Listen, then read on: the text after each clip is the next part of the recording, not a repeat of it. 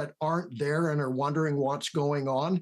It will come out, I would assume, shortly, if there are any victims. But right now, they're going to be really focusing on safety first, then looking at the investigation. They've got to secure those scenes.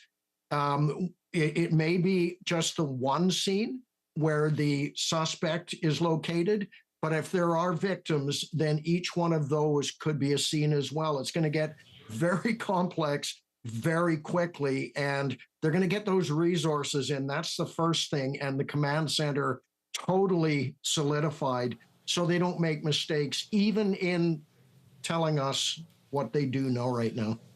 Well, as of right now, we have confirmation of one person, a suspected shooter, who's deceased. Let's hope that that's where it ends. Bruce Pitt-Payne, a retired RCMP major crimes investigator, thank you. You're welcome. Again, that was some of a conversation a short time ago on CBC News Network. The CBC's Ian Hannah-Mansing speaking with Bruce Pitt-Payne, a retired RCMP investigator. And you are listening to live province-wide coverage of a breaking news story out of Tumbler Ridge in the northeast of the province. Tumbler Ridge, roughly between Fort St. John and Prince George right now. One shooter is dead after an alert earlier this afternoon happened about 1:20 in Tumbler Ridge. And as part of this province-wide coverage, my colleague Sarah Penton is with us as well from Kelowna. Sarah? Hi there, Gloria. I've, as we've been speaking, been texting with a number of people that I know in Tumbler Ridge. I've been here for almost 9 years and have done many stories out of Tumbler Ridge. So checking in with a lot of folks that we've spoken to over the years, and everybody responding, saying that everybody's home, sheltering in place or where they were, and has their own experiences about getting the word, and that sense of fear and concern. So and there's that need to rely on information that has been confirmed. So just to go back to that, police have said that the original suspect is believed to have been located deceased. So this call came in at 1:20 local time, that's mountain time. So 1:20 is an hour after us. And police were called to the high school there, and they say work continues to determine whether a second suspect was involved. And they also say the total of number of victims involved. So again, they're still trying to confirm this, or still working to confirm this information. There was information about a shooter who was a female in a dress. Police now saying that original suspect believed to have been located deceased, but people are still being asked at last word to shelter in place in the community of Tumbler Ridge as police are still on the scene. And as you've heard, resources making their way towards the community from all around. So we're trying to stay on top of this as much as possible. If folks who are in the area have any information they'd like to share with us, they can always email us at radiowest@cbc.ca. That's radiowest@cbc.ca. And your email address is on the coast at cbc.ca as well. Sarah Penton, thanks very much. That's Sarah Penton in Kelowna. I'm Gloria Makarenko in Vancouver, and we have many reporters on this story. We will continue to bring you updates. You're also welcome to send us a text if you are in the Tumbler Ridge area, 1-800-825-5950.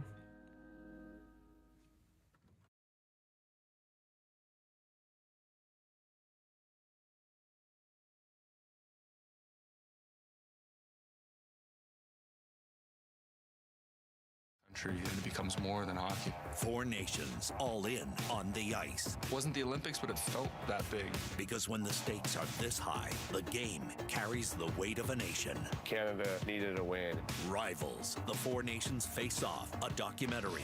Watch free on CBC and CBC Gem.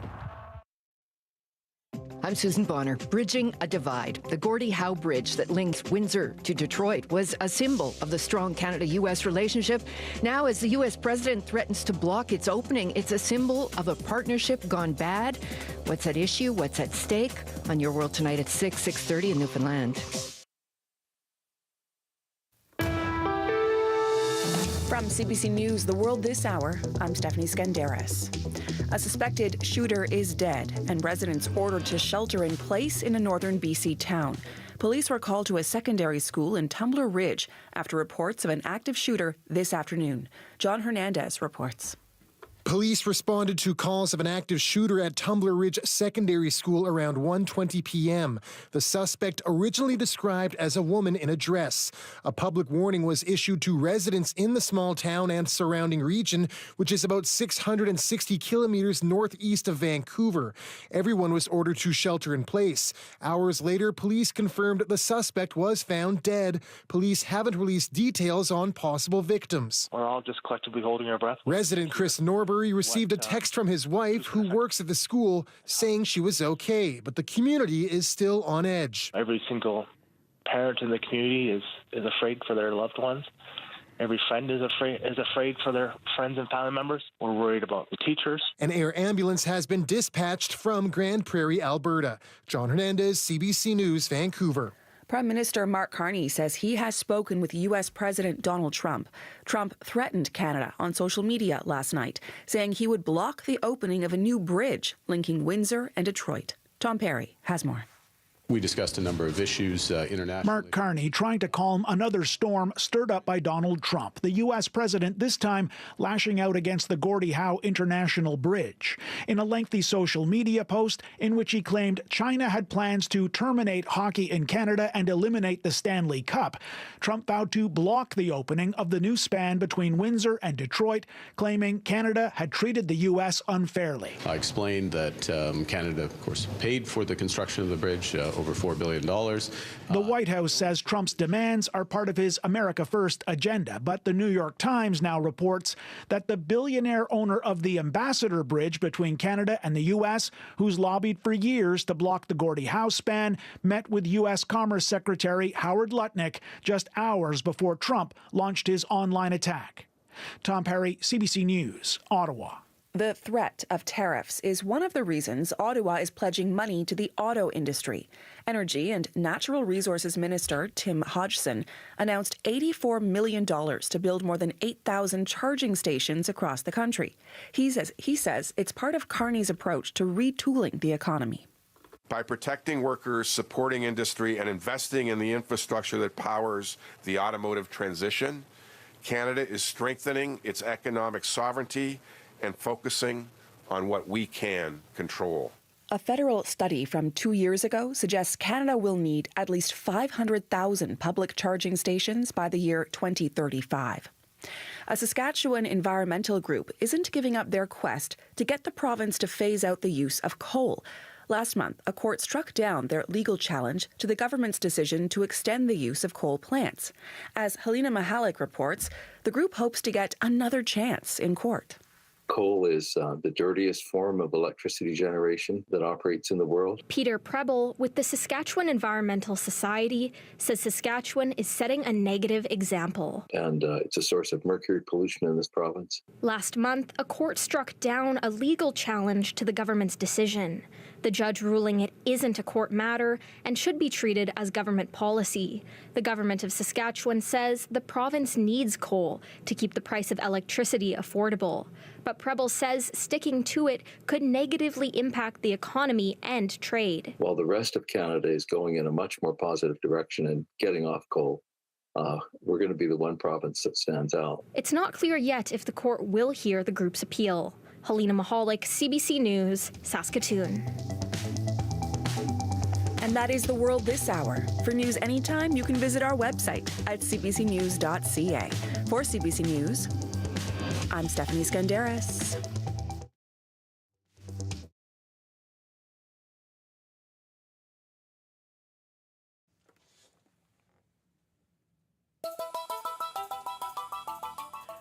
You are listening to a CBC News Live special based from CBC Vancouver. I'm Gloria Makarenko, along with colleagues from around the province, covering a breaking news story today. What we can tell you is that one suspect is dead after an active shooting event this afternoon at the secondary school in Tumbler Ridge, British Columbia. So Tumbler Ridge, northeast of Prince George, south of Fort St. John, in a community of about 2,400 people. people.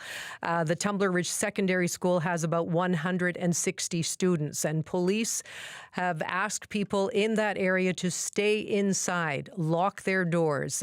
Air ambulance has been sent in from Alberta, and in fact, anyone living around the area of Tumbler Ridge, not just in the town, but also in Chetwynd, in Dawson Creek. People in all of those communities are being asked to shelter in place.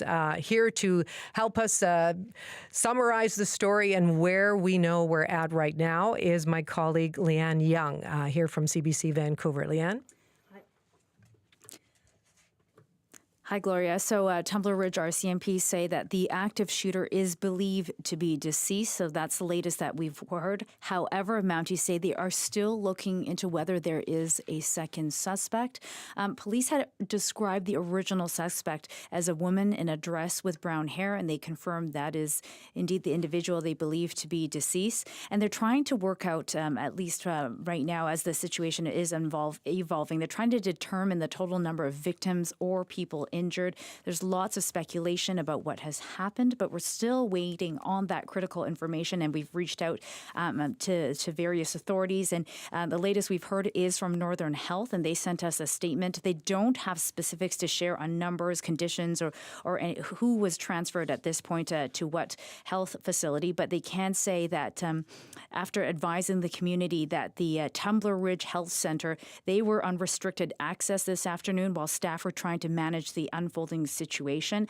Access to that health center is going to return to normal, they say, when the health center reopens for regular hours tomorrow morning. So the Tumbler Ridge Health Center is the dominant main health center in the town of Tumbler Ridge. So this includes any medical clinic and their ambulance and their hospital as well. So restricted access, and it will reopen for regular hours tomorrow morning as the staff, they were trying to deal with this situation that was unfolding. So at this point, the public's still being told to stay in place and lock their doors. RCMP responded to calls of shots fired. This was at Tumbler Ridge Secondary School. This happened just before 1:30 this afternoon. RCMP say they were called precisely at around 1:20 this afternoon. The high school and the area's elementary school were also under a lockdown, and we've heard that there were some students from the elementary school that were being let out in groups, being returned to their parents. And the Northern Lights College, which actually shares part of the school campus, the secondary school campus on the northeast wing, they sent out a statement saying that they are going to be closed for the remainder of the week. And our thoughts are with the families and the community of Tumbler Ridge at this time. So at this point, CBC has reached out to the mayor of Tumbler Ridge a number of times, who has told us, he has told us that the situation is fluid. He is also sheltering in place. We last spoke to him about 20 minutes ago, and at that point, he said he had not yet gotten an update from RCMP. When we do know at this point, RCMP sending other police units to the scene as that investigation unfolds. You know what really stood out to me, Leanne, again, that is CBC's Leanne Young, is a statement that was put out by the district of Tumbler Ridge. Again, all we have confirmed from police so far is that one person is dead, and that was the original active shooter. We still, as you point out, have questions about whether there were other shooters involved, and we do not have details about victims at this point. But let me just read again part of this statement from the district of Tumbler Ridge. Says its community has experienced a deeply distressing incident, and it has asked residents to rely on official updates from RCMP and other authorities. It added the situation is unfolding. It says additional supports are on their way to the community to assist. And that's some of what you were saying about Larry Neufeld, the MLA, bringing in resources from the province and from Alberta as well. But the district said in the days ahead, we know this will be difficult for many to process. Please check in on one another, lean on available supports, and know that Tumbler Ridge is a strong and caring community. We will get through this together. And again, if you are in the Tumbler Ridge area or or that general area of the province and you would like to add to the conversation, feel free to send us an email on the coast at CBC.ca. We also have our colleagues in Kelowna helping us with this province-wide broadcast. You can also write by email to radiowest@cbc.ca. And if you would like to send a text, our text number is 236-330-2623. 236-330-2623. Within the next 5 or 10 minutes, our colleague from CBC Newsnet, Ian Hannah-Mansing, is going to be joining us here as well. We are broadcasting across the province right now, and CBC Newsnet is also picking up this story, and hopefully we can fill in more details. Someone else who's helping us cover the province and cover the story is Sarah Penton, our colleague in Kelowna. Sarah, very good afternoon to you. Thank you very much, Gloria. Can you hear me okay? Yes, we've got you loud and clear. Excellent. I think we need to switch it over. Thank you very much. We're having some technical difficulties on our end. We did have a conversation with Chris Norberry. I see. Yeah, we've got a little bit of a delay and an echo on the line right now. And again, there are several people we've been speaking with over the last hour or so, trying to piece together some of the stories, some of the people that were there. We had a chance to speak with Trent Ernst, who's a reporter in Tumbler Ridge. He tried to go right down to the school as soon as he heard reports of this active shooter, but the whole area was completely blocked off. And he did a live stream himself for a short time, but wasn't able to glean any more details. But you've also been speaking to people to help put this story together, Sarah. Can you hear me okay? Yes, we hear you loud and clear. No, I think we're still having technical difficulties, Gloria. We're going to have to come back to you in a moment. Okay, thank you very much. Now, perhaps we can introduce the report that Sarah was talking with Chris Norberry, who is a counselor in Tumbler Ridge, and she managed to have a conversation with him earlier this afternoon. Perhaps we can hear a little bit of that. I got a call from the YMCA after school care, where my daughter is at the elementary school, letting me know that there was a lockdown. And then, you know, I work at the visitor center, so we went out and we saw that there was some activity by the road to the high school, indicating that there was something happening there as well, so likely a lockdown. Then, then we got a emergency alert on all of our phones indicating that there was an active shooter, and ordered everyone to stay in place. And so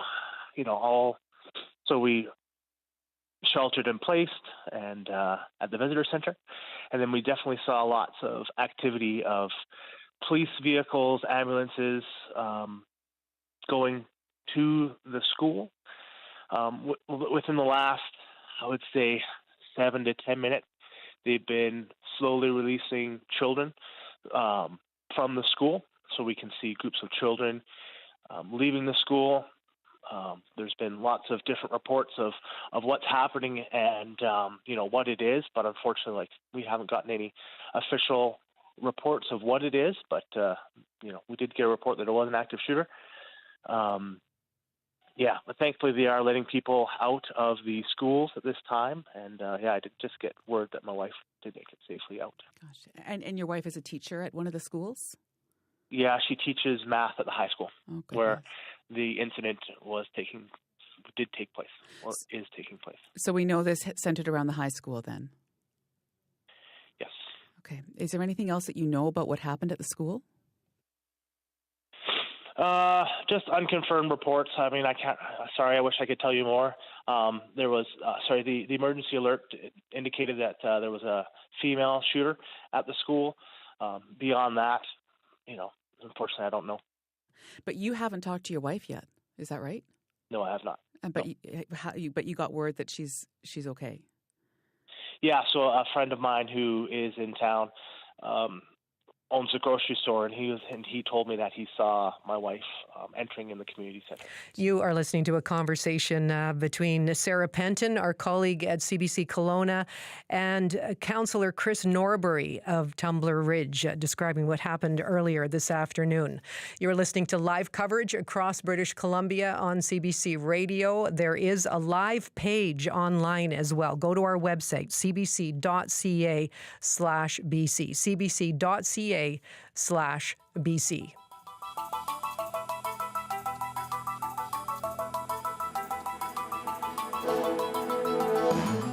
Good afternoon. I'm Gloria Makarenko at CBC Vancouver, and you are listening to live coverage of a breaking news story from the northeast of British Columbia. One suspect is dead after an active shooter alert at a secondary school in Tumbler Ridge, according to RCMP. And people have been asked to stay inside, lock their doors. There is no more information about whether there is another shooter or whether there are any victims at this point.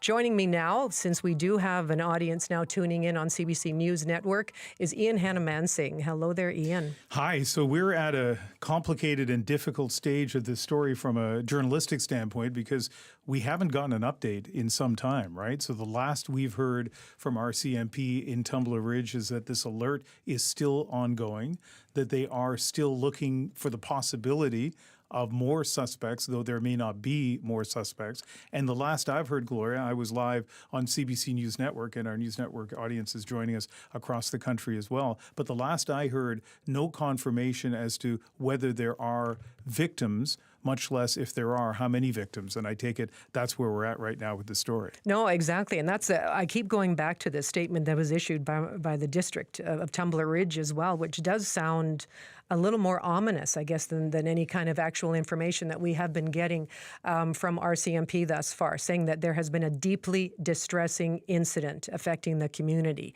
They're saying we know that in the days ahead, we know this is going to be difficult for many to process, that we should check in on one another in the Tumbler Ridge community as well, that it's a strong and caring community.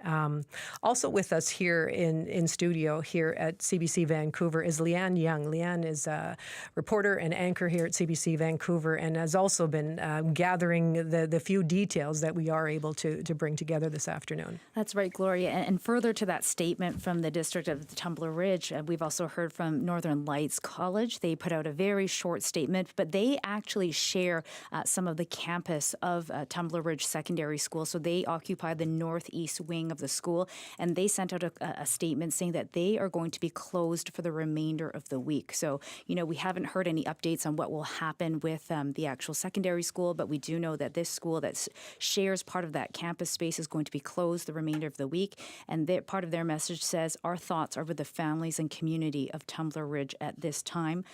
So, multiple officials have put out similar statements saying, talking about their concern for the community of Tumbler Ridge at this point, and ominous, as you say, as we sit here and wait for information to roll in. No, it's absolutely true. And Ian, I know you spoke with a retired RCMP member who was talking about how these situations do unfold and how it is very important just to stay on top of the flow of information so that rumors don't fly and people get the wrong idea about what is actually going on. Yeah, I think there are a couple of headlines in what he had to say, things that we all know, but it certainly bears repeating at what appears to be a very sensitive time in Tumbler Ridge. The first one is that the information that people follow should be coming from the RCMP, that there will be rumors, there will be lots of alarm online, and it's important that people pay attention to what the RCMP is saying and the latest information, and we can go through this. I'm sure you have already, and we can go through it again, but very detailed instructions on how to stay safe where people are and to have a plan to stay safe. So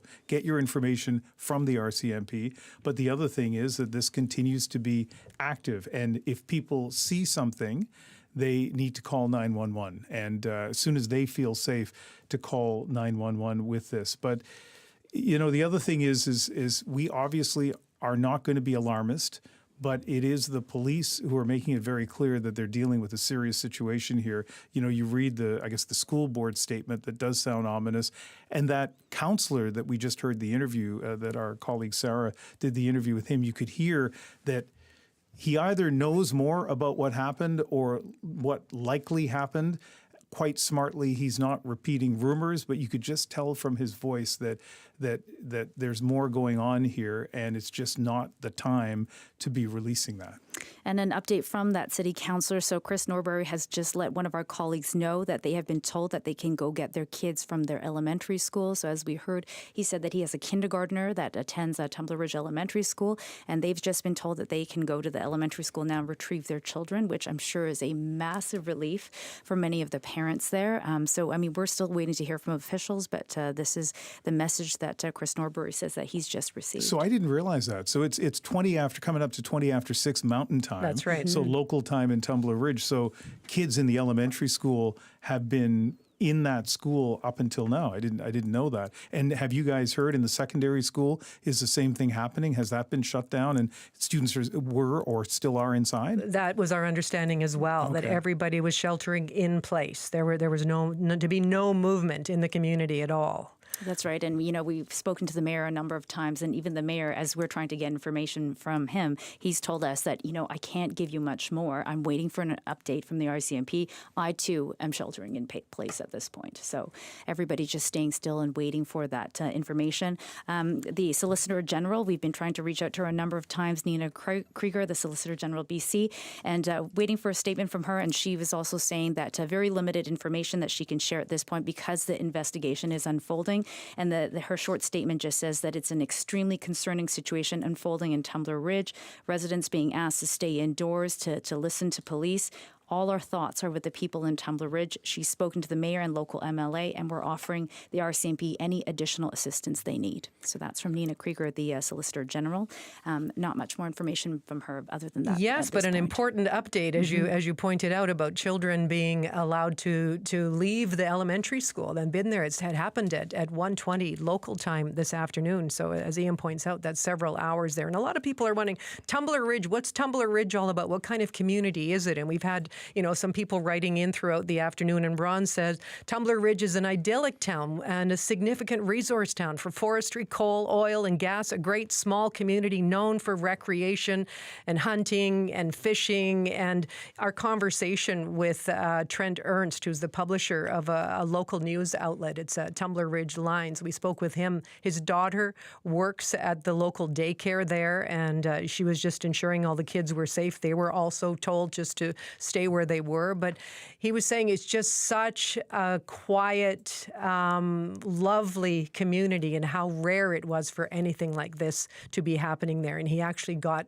quite emotional with us during our conversation. He says this is just a place where emergencies like this don't happen. He tried to approach the school when the alert first went out, and it was completely blocked off. So he did a live stream for a while there, but he was quite emotional about it all. When I was talking to the former RCMP officer on News Network a short time ago, one of the things that he referenced was Portapique, Nova Scotia, right? The mass casualty shooting there in a beautiful part of rural Nova Scotia. And no one expects this anywhere in Canada, but you especially don't expect it in places like what happened in Portapique. One of the things he talked about, though, was the lessons for police there. And one of those lessons was to get an alert out early, right? To make sure that people took the precautions they needed to take, which is one of the reasons why I think the level of alert went out here in Tumbler Ridge. But if there's any good news in what is probably a day of really bad news in Tumbler Ridge, it's that they feel confident that the kids in the elementary school can now leave there. That's right. We've just heard from another mom who has her child in daycare, and also called back one of our colleagues and said, I've just been told I can go back and pick up my child from daycare. So we're not only talking about high school students, but elementary school students, and even, children in daycare, which you're looking at age, maybe infants up to the age 5. So I'm sure a lot of parents, very stressed out throughout the day, get very relieved to at least get that call. But of course, many people in that community still worried about their loved ones. I'm sure particularly those with anybody within the high school community of Tumbler Ridge at this point. And for people who are just joining our coverage, which is simulcast on CBC Radio throughout British Columbia, on CBC News Network, online as well. And if you've just joined us and you wonder what this coverage is, it is a major police alert in the small community of Tumbler Ridge in northeastern British Columbia. We do know, according to the RCMP, that a suspect at the secondary school is deceased. Beyond that, we have no information. We will continue to update as we get updates. But Gloria, to this point, there has not been any kind of update for maybe an hour, hour and a half. No, it's absolutely true, except all that Leanne could add to the conversation, which was important, which was some indication there's I don't know, a sigh of relief, I suppose, for so many families who have been looking for information on their kids, hoping that they're safe. They have been in lockdown as essentially sheltering in place all afternoon, which is really important. And if you are on the scene right now and in Tumbler Ridge, that is, and you think you can add to the story, we would like to hear from you. So feel free to send us an email. onthecoast@cbc.ca is our email address, onthecoast@cbc.ca. But again, we want to make sure this is factual information. A lot of rumors are flying. When we talked to the reporter earlier, he said there was potentially a lot of focus on a house that was a few blocks outside of the town center, that there were some emergency vehicles at a home there. But we have no more information about what could have transpired there. Yeah, I would say if you're in Tumbler Ridge and you want to get in touch with us, I would encourage you to do that, because we're not asking you to give us inside information on the investigation, but what you can be an expert on is what you've been going through over the last couple of hours. Have you sheltered in place? Have you been waiting for kids to come home from school? Have you seen activity in your town? I was talking to a colleague when there were some either lockdowns or hold and secure orders at some local schools, and she talked about alarming scenes with, police with guns drawn in the school. So would be very interested in hearing from you in Tumbler Ridge to hear what the last few hours have been like. Ian, on the line with us right now, we have managed to connect with the mayor of Tumbler Ridge, Mayor Daryl Krakauka. A very good afternoon to you, and thank you so much for joining us. Yeah, hi, thank you for reaching out. Okay, what is the very latest that you can tell us? What's the latest update that you have had?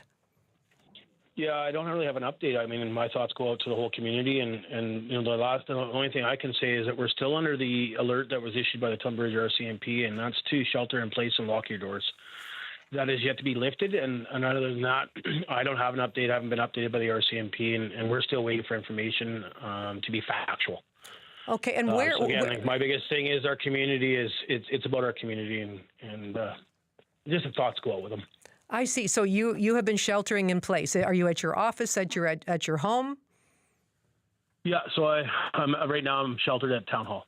I see. So what kinds of conversations have been circulating since this happened? It's been since just after 1 o'clock this afternoon. Is that right?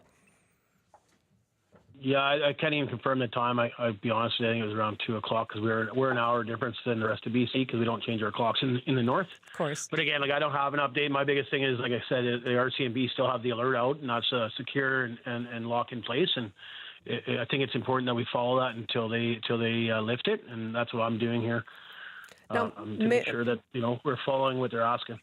Yes, I understand. Now, Mayor Krakauka, we did hear a short time ago that the students in the elementary school at Tumbler Ridge were able to leave the school and be reunited with their parents. Did you have any information about that? I don't. Like I said, I haven't been updated at all. Like I imagine our police officers, our first responders are all busy, and they'll give us an update as soon as they can, and then we'll for sure make sure that the update gets out to our residents and wherever else we can. But it's still unwinding here, and I think we just needed to follow the alert and secure and hold in place until the RCMP lifted. I think it's really important to know that and follow that until they lift that alert. Mayor, it's Ian Hannamansing here with Gloria, and Leanne is with us as well. And I want her to read a major update on this story, and get your reaction to it. Leanne? Mayor, we've just heard RCMP saying that at this point there are multiple victims during this school shooting. RCMP Staff Sergeant Chris Clark confirming that there are victims, plural. However, he would not say, and he couldn't say at this point, how many people are involved or the extent of their injuries. Mayor, your reaction to that? Again, I'll wait for the update, and they've have said they would give us an update. I don't know when. So I don't want to speculate until we get the update and I have factual information to share. I think it's, although to be clear, not fair to share. Yeah, to be clear, that is an update from the RCMP. Okay, again, I don't know about how many victims or injuries. I mean, if they're talking about it, it's devastating. It's very devastating for our community. We're a small community, and I always say we're all one big family. We're not. It's not residents to me. We're one big family in Tumbler Ridge, and this will affect the whole community. And that report is from Canadian Press. And Leanne, we're just coming up to the bottom of the hour. I'm sure a lot of people tuning in for an update. So I think that Canadian Press report bears repeating. Absolutely. So we have just heard the Canadian Press reporting, and we have also heard from RCMP ourselves that there are victims in what police called this the active shooter situation. So there are multiple victims in the shooting at the Tumbler Ridge Secondary School, and this is, of course, in BC's Peace region in the northeast. But we don't have exact information, not from the RCMP at this point. They could not say how many people were involved or the extent of their injuries, and that information went to a Canadian Press from RCMP Staff Sergeant Chris Clark there. Yeah, and Mayor, are you still with us? No, we have lost Mayor Krakoka. Well, I mean, it's kind of strange that he hasn't had any updates all afternoon. He's the mayor of the town. He's been at the town hall all afternoon. Does that strike you as strange? I guess there's no textbook for how, what to do in this situation. And you've got a small detachment in Tumbler Ridge, small RCMP detachment, all of a sudden thrust into this situation. I line up what Leanne just read with what we heard from this officer probably about an hour and a half ago. He was asked whether there were people who were injured, whether there were casualties. And he didn't say no, but he said, I can't answer that right now, which to me was a hint that the answer was yes, right? And they're acting, very carefully, especially, in a small town and a school's involved. And, you don't want to create panic, especially while a town is in lockdown. So, information slowly coming out. But this also lines up, Gloria, with that statement from the school board, right, which would have known early on. And again, for people just tuning in now, remind us of what the school board was saying. That was the community. I'm just the district of Tumbler Ridge. And yes, that's when my senses kind of went into another mode. It's like, okay, we know there was one active shooter that died at the scene. No word on any other victims. But now we are hearing there have been multiple victims. The district of Tumbler Ridge put out a statement saying that there has been a deeply distressing incident today and asked residents to rely on official updates, much the same as we heard from the mayor a short time ago. They say in the days ahead, we know this will be difficult for many to process.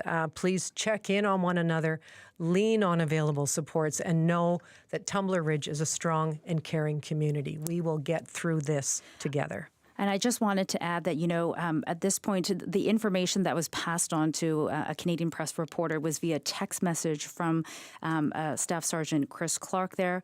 And we just want to be really careful to say, yes, victims. We don't know what that means. It could be injuries. It could be fatalities. We're unclear about that information. We're unclear about how many individuals that could mean. And, that information, very short, very quick, through a text message. We are still trying to get a hold of RCMP to try and gather some more of that information at this point. So still waiting at this point. A lot of people in this newsroom and other newsrooms around the province very busy in trying to, on the one hand, respect people's privacy and sensitivity at this time, but also trying to get some information.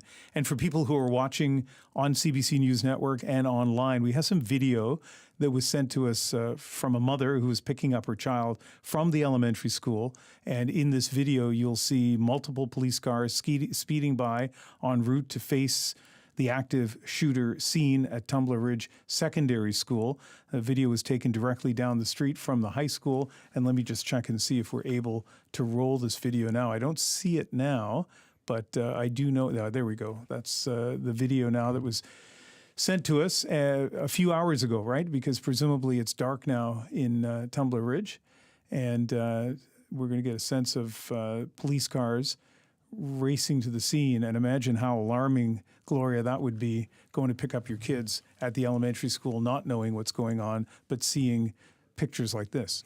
Exactly. Again, a small community, 2,400 people, a high school, an elementary school, families that all know one another.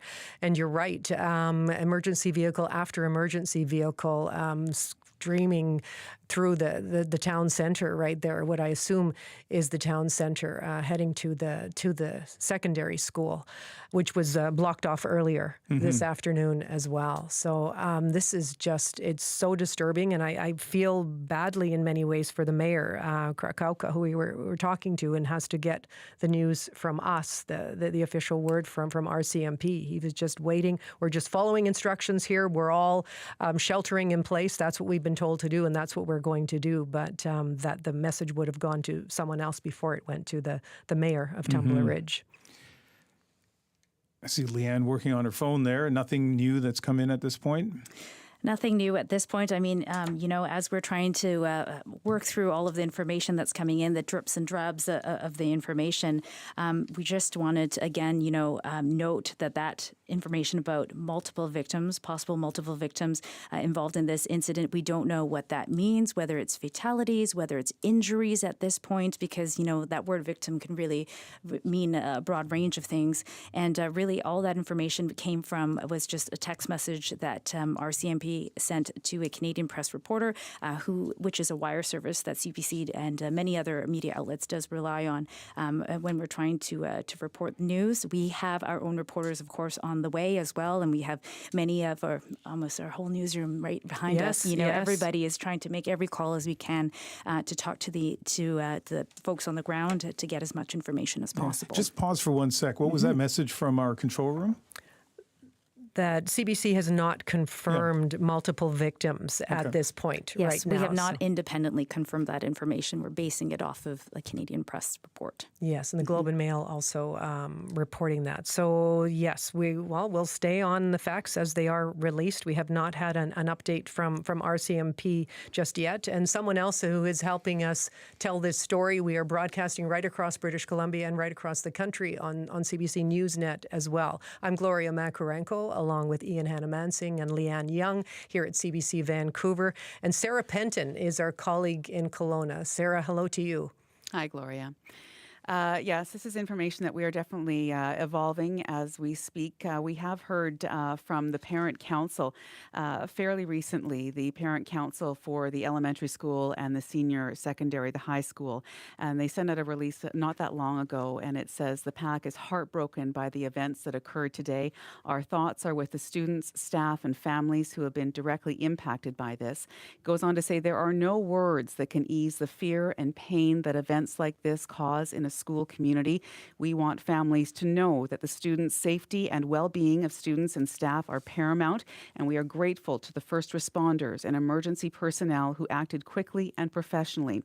It also says at this time we encourage the community to rely on information shared by officials and law enforcement and to respect the privacy of those affected as details continue to emerge. We also urge families to check in with their children, offer reassurance, and access available supports as needed.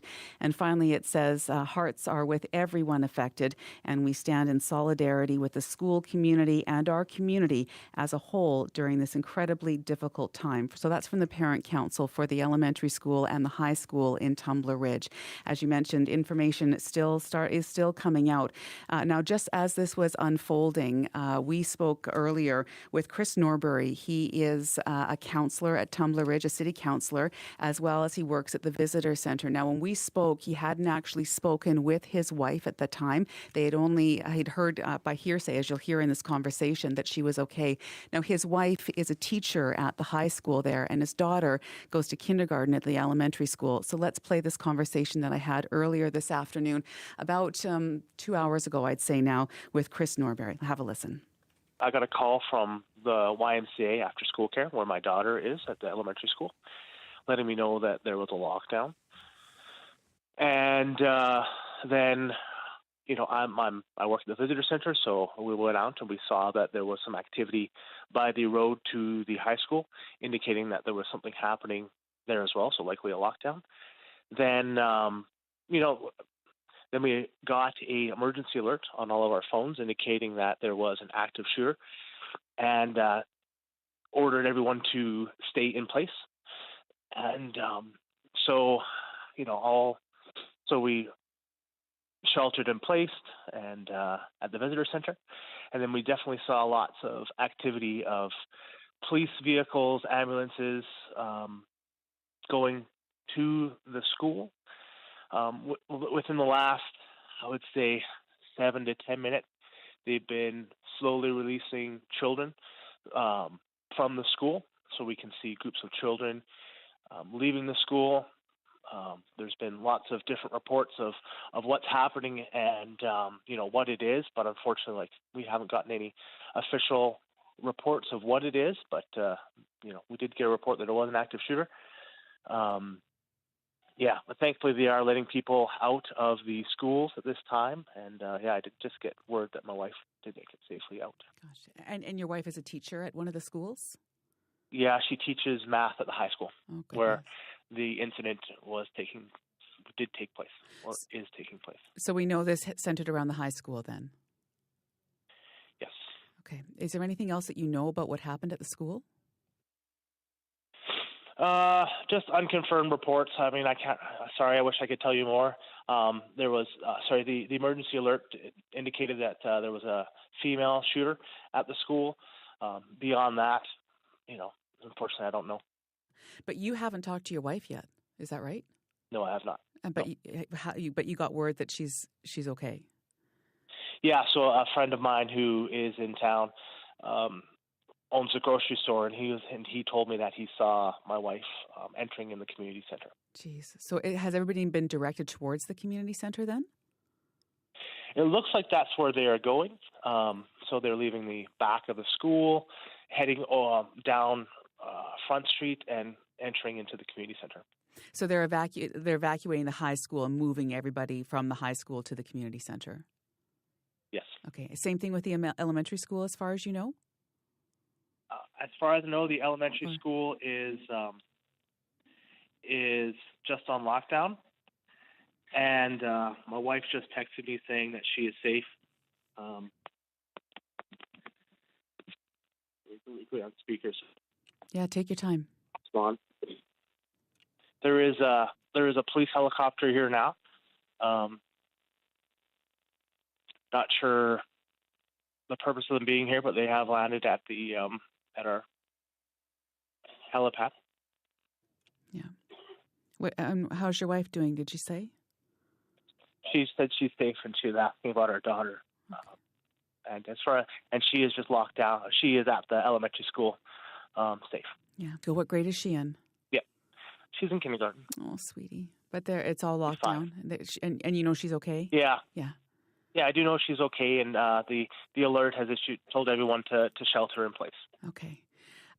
Is there anybody else with you right now? Like, who else is in the visitor center? We have one employee, and Susan Vandenbosch and my and our executive director of the Geopark, Mandamag. Okay. How's everybody holding up? All concerned about community members, family members. We're a small town, so we do have family members in the high school that we're all concerned about. Of course. What happens next? Do you know? I guess, how would you? Are you just waiting to hear word, or? Yeah, I mean, I guess we're just waiting to hear what the status of the shooter is, if there's multiple, and then is the community safe? We're all just on lockdown, holding our breath to find out what's happened. I know every single parent in the community is afraid for their loved ones. Every friend is afraid for their friends and family members. We're worried about the teachers of the school. So we're all just collectively holding our breath, waiting to hear who's been affected, and how do we pick up the pieces from here.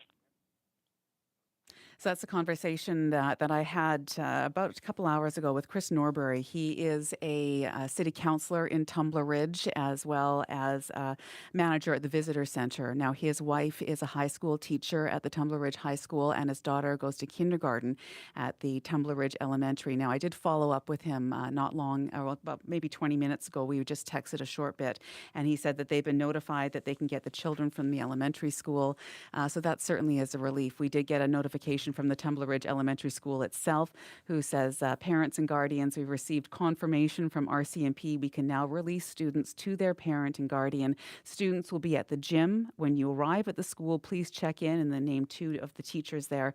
They will check your students out from the building. Please stay outside and we will bring your child to you. Students must be picked up by a parent or guardian. Thank you for your patience during this difficult time. So a lot of families will be very relieved to be reunited with their children. And as we heard from Chris Norbury, in a small community like this, it's just that sense of everybody knows who's in the school. They know the teachers. They know the students. People are so connected. So it's that sense of such stress and being apart for so long. So I can't imagine all the parents that'll have such relief being able to see their loved ones and their children. And so many questions still unanswered in Tumbler Ridge. No, so true. Sarah Penton in Kelowna, thank you very much for that. You are listening to a province-wide broadcast of a breaking news story today, and we are broadcasting on CBC News Network as well. I'm Gloria Makarenko, along with Ian Hannah-Mansing, Sarah Penton, Leanne Young here in Vancouver.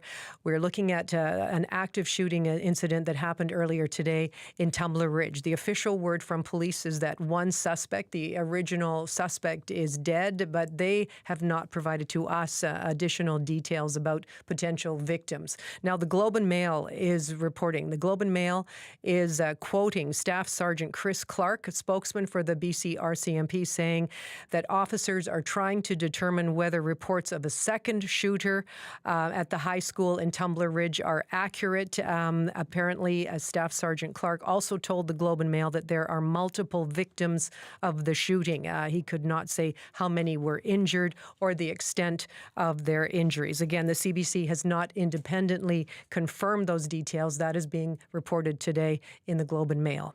Leanne Young, you've got some more news for us? Yeah, another update, and particularly just for the parents in that area. So now we've had a post within the last half hour from the Tumbler Ridge Elementary School, which is the one elementary school there. They've have confirmation from RCMP that they can now release the students. So we did hear from another parent, one of the city councillors, that said that they got that message earlier, but we have more details about what that release looks like of the kids. It says here that the students will be in the gym. When you arrive at the school, you have to check in. There's two teachers listed. This is Mr. Shedden or Mrs. Dell, and they will check your students out from the building. Stay outside. We will bring your child to you, and students must be picked up by a parent or guardian. So this is for parents of Tumbler Ridge Elementary School. As Ian noted, they have been at school until a good about almost 5:20, 5:15 this afternoon. And so now at this point, parents are allowed to go and pick up their kids from the elementary school. The students are going to be in the gym. Teachers are going to be bringing the kids out to the parents or guardians only for this pickup at this point. And we also heard that some of the kids at daycares are now also being released. We have not heard an update about the situation at the secondary school itself where the shooting happened, though. So we are just waiting on that at this point. Just as you're talking there, Leanne, we just have a report now, an emergency alert that they have canceled the police-initiated public alert in Tumbler Ridge and the surrounding area. They have canceled the active shooter alert that was issued by Tumbler Ridge RCMP, the shelter-in-place directive from Tumbler Ridge RCMP for the area. So that is now canceled. Again, a little bit of relief here. You're talking about students that were able to be reunited with their parents. And Ian, you've been also watching some other sort of official word on this. Yeah, before Before I get to that, I just think about how simultaneously two things are becoming clearer to us. One is the good news that those kids at the elementary school are able to go home, and it was about 6:15 Mountain Time when that started to happen. So a long, scary day. Gloria, you and I had kids in public school here in Vancouver, and I remember when our sons, your sons and my sons, were in school, there were active shooter drills, which seemed so jarring. Yes. Those drills didn't exist when we were in school, and you hope they only remain drills. And yet at Tumbler Ridge today, those drills turned out to be something that they actually were dealing with an active shooter. So finally, after 6:00 p.m. Mountain Time, those kids get out, and we anticipated the news that you just read, that the active shooter alert has been lifted. So some sense of relief in that town. Simultaneously, information seems to be suggesting that there are multiple victims. If the Canadian Press and Globe and Mail reports are accurate, and we have no reason to believe they're not accurate, as they quote a senior communications officer for the RCMP in British Columbia. And so any place, but particularly in a small town like Tumbler Ridge, where, and again, you and I know this growing up in small towns, everybody almost really does know everybody. Yes. And so as the news spreads around that town, especially now that the lockdown is being lifted, it's going to be, as the district had suggested, going to be a really tough evening and week in that community as they come to grips with not only who the victims are, if indeed there are victims, and secondly, what the circumstances are. That's the other thing we haven't yet heard. Were there witnesses to what happened? Was the motive, what was the motive? All these things are going to come out, and we obviously will be very careful. One of the things we do here at CBC is we talk to the RCMP, to major organizations here, to try to figure out, what's the best verified information. And some of those checks were with the provincial government, Nina Krieger's office, the Minister of Public Safety. Her office saying that it is the RCMP in British Columbia who will be providing an operational update when the situation permits. Any questions about the incident should be directed to the BC RCMP. Did you want to jump in, Gloria? No, please. Okay. And so you would think that we're getting to the point in the evening, and it's just coming up to 6:00 here Pacific time, where the RCMP may be able to do that. But of course, they got a lot of things on the go right now. There was a statement, though, issued by Nina Krieger's office. Extremely concerning situation unfolding in Tumbler Ridge.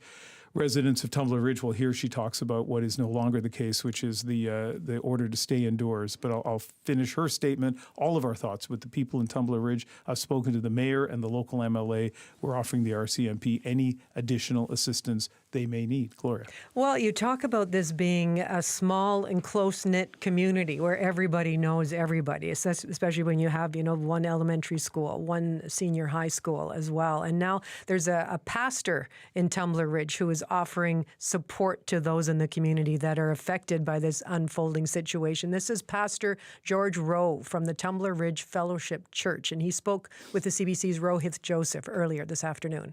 It can't be. This is impossible. We live in such a beautiful little community. Like, that's the last thing one would suspect. And then, of course, immediately your mind kicks into gear. Like, how serious is this? Are people actually injured? What's the emotional state of the school and the teachers and local law enforcement agencies, the hospital?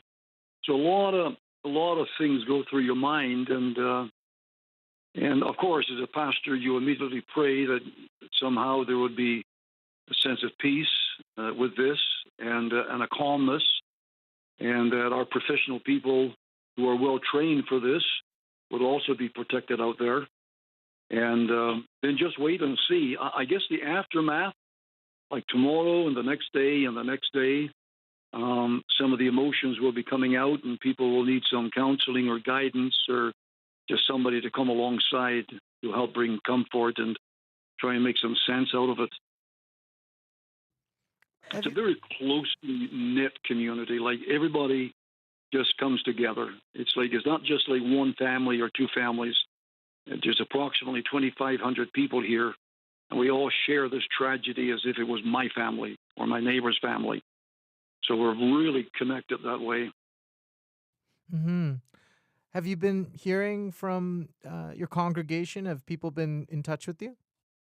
Yes, 3 members of my congregation actually teach at that school. So we've confirmed that 2 of them did not go in today. There was a change of schedule. And but the third one works in the elementary school, and she's home safe as well. And a number of our parishioners were also in the lockdown because they work for the local government here, and so they weren't allowed to go home either. So a lot of nervousness, for sure. So that was Pastor George Rowe from the Tumbler Ridge Fellowship Church. Again, Ian, he said that he and other pastors in the area, they're available for counseling and guidance. He was a substitute teacher at that high school in Tumbler Ridge for 8 years, and he's very, very concerned about the emotional and mental health of people who live there.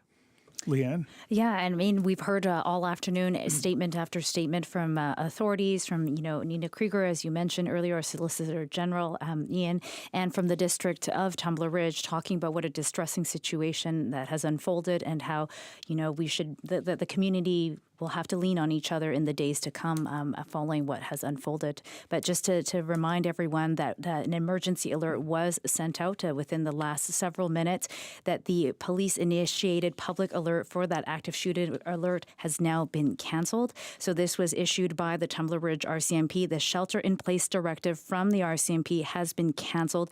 Public can now resume normal activities, and the Tumbler Ridge RCMP would like to thank the public for their cooperation.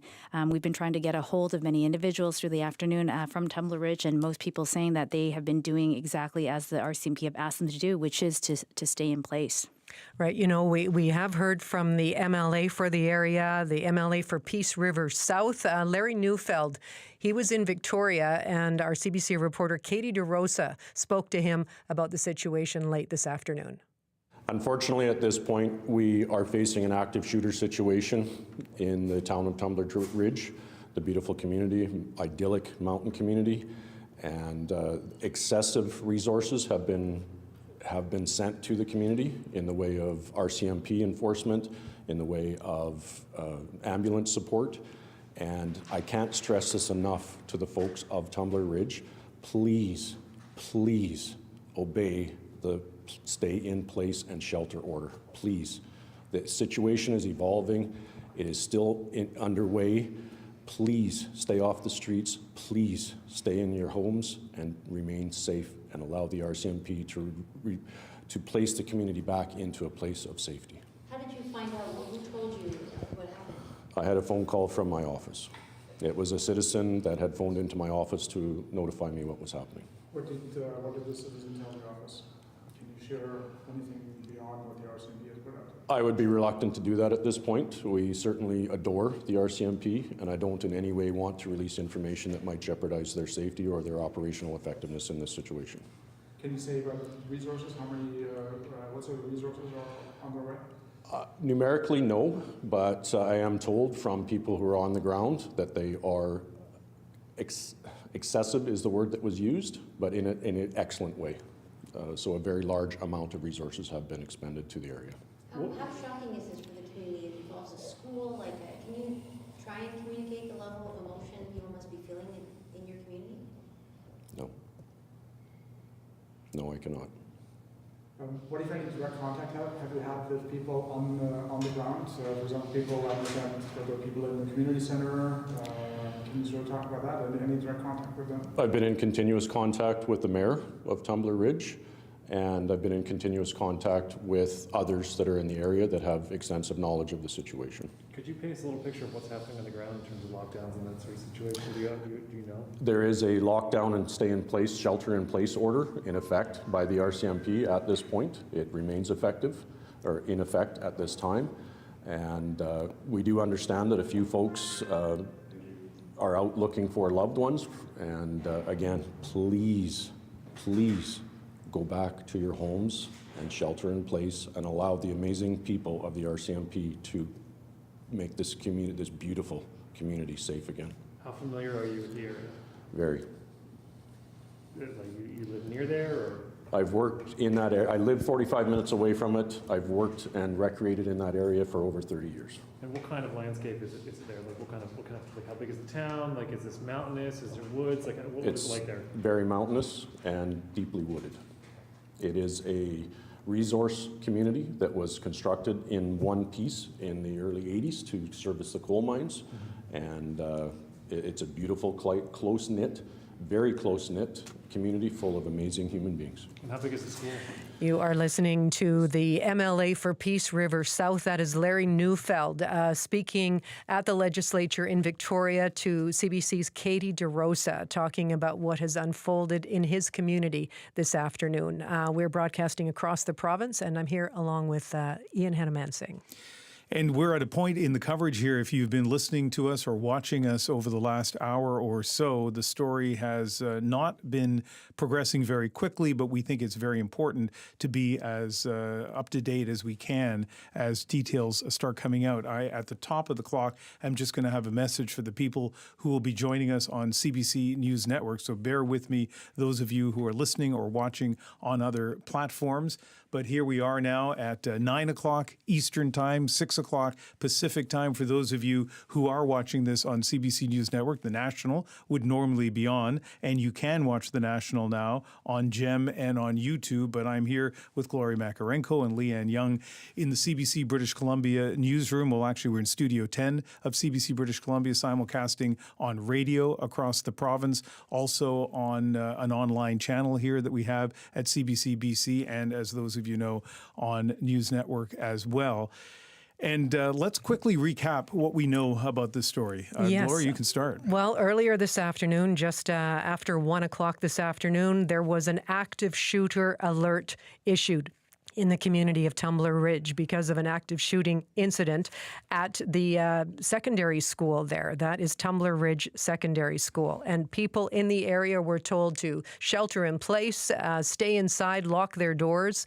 And there was very little information that came out in the 3 or 4 hours that followed that. But perhaps I can bring in Leanne Young, who's a colleague of ours here at CBC Vancouver. Leanne, you've been updating us throughout the afternoon. Yeah.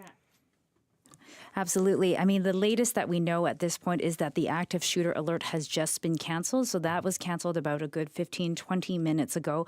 But at the time, what we do know is that Tumbler Ridge RCMP say that the active shooter is believed to be deceased. Mounties were looking into whether there was a second suspect. We don't have any information on if that actually transpired. Police had described the original suspect as a woman in a dress with brown hair, and that is the individual that they found deceased. They're trying to determine the number of victims or people injured, and we've heard reports to the Globe and Mail and to Canadian Press from RCMP saying that there were multiple victims. CBC has not yet been able to independently confirm that. We have many calls into RCMP. We're waiting for that update. Lots of speculation about what has happened, but authorities, of course, reminding everyone to not listen to rumors and to wait for the update from officials. And RCMP responded to the calls of shots fired. This was at Tumbler Ridge Secondary School.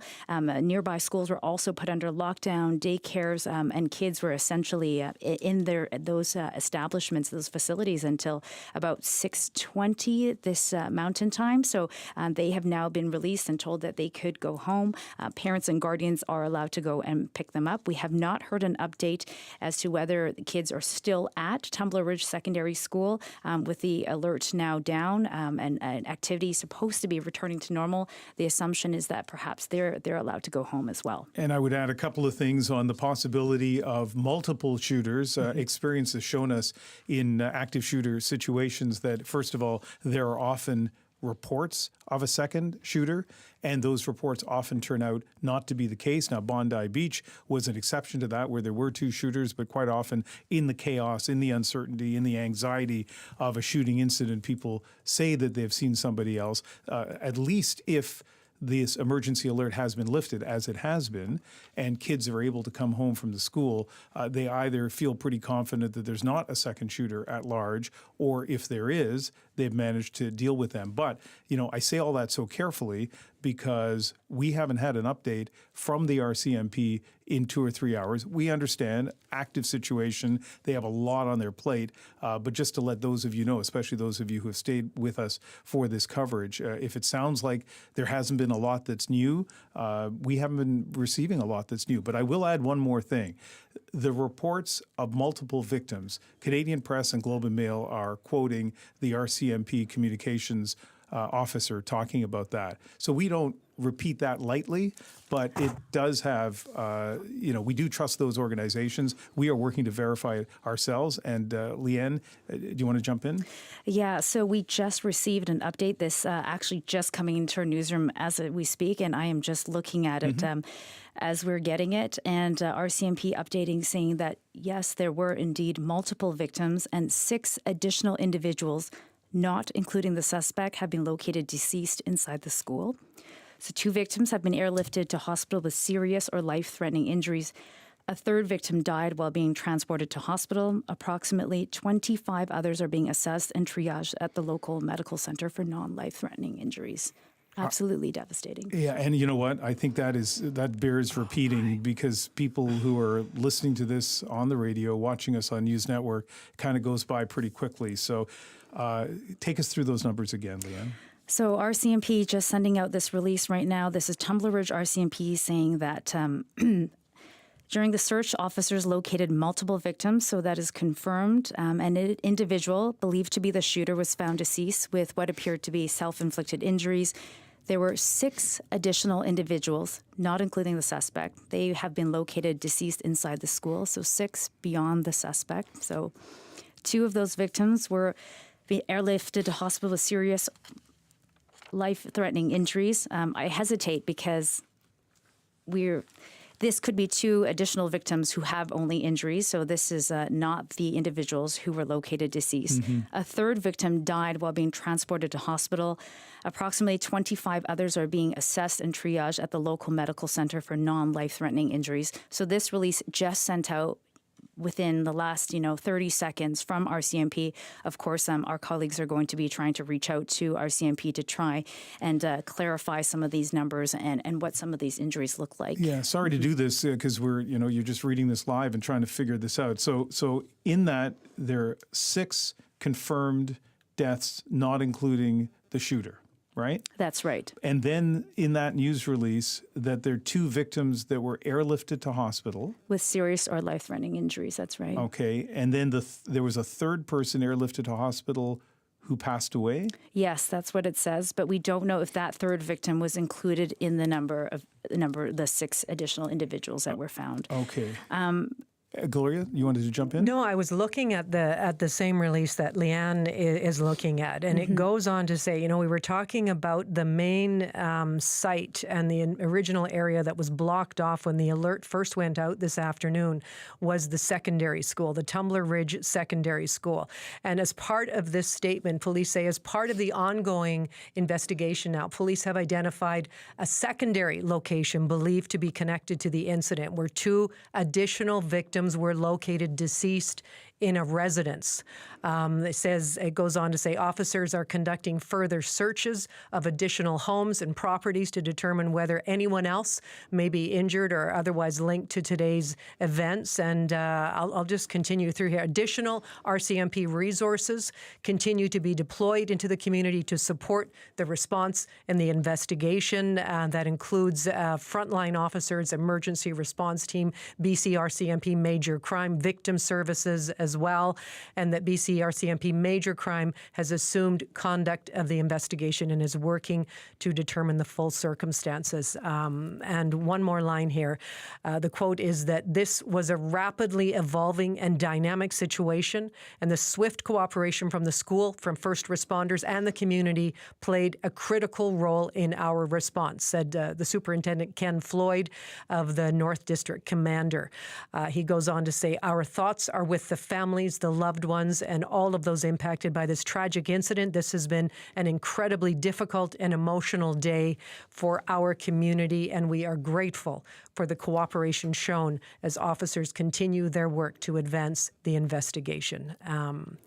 I don't have that news release in front of me, so let me just ask, the people at the second site, is that 2 additional deceased Yes. people? I would say yes. From Leanne, my that's- count, there appears to be 9 individuals. So 6 individuals that police found inside the school when they entered the Tumbler Ridge Secondary School, not including the suspect.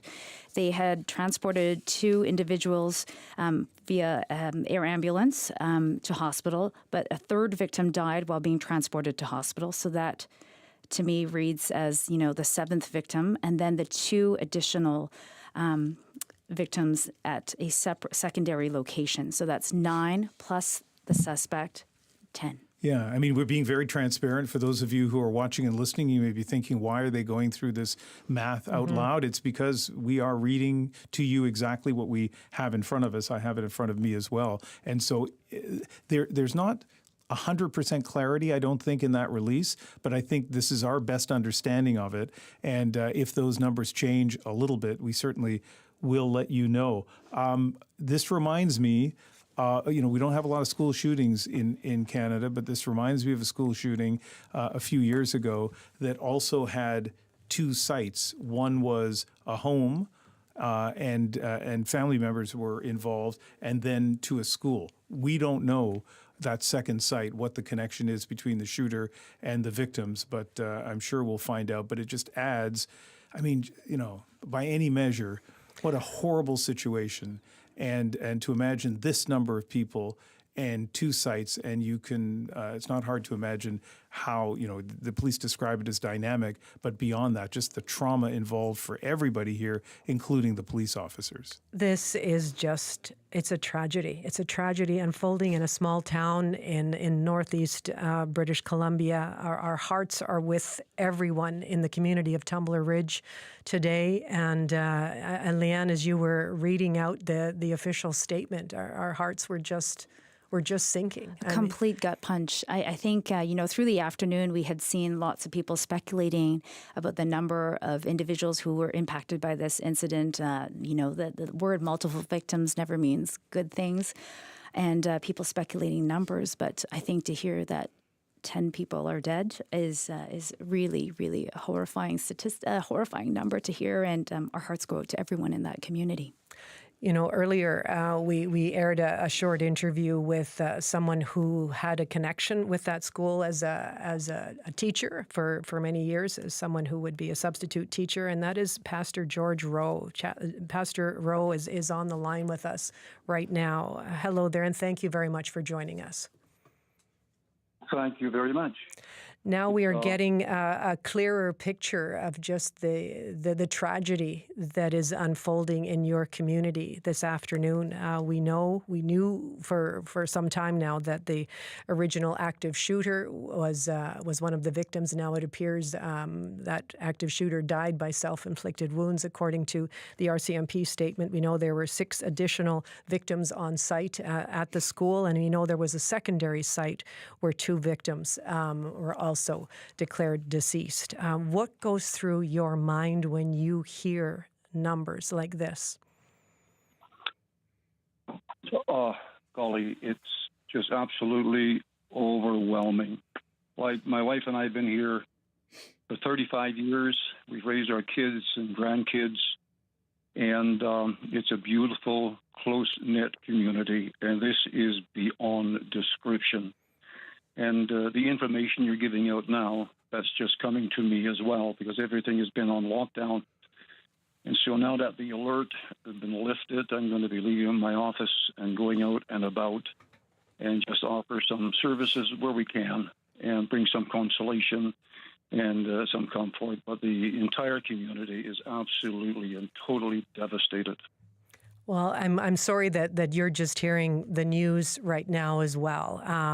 Understandably, how do you even begin to approach that, to reach out to people in the community?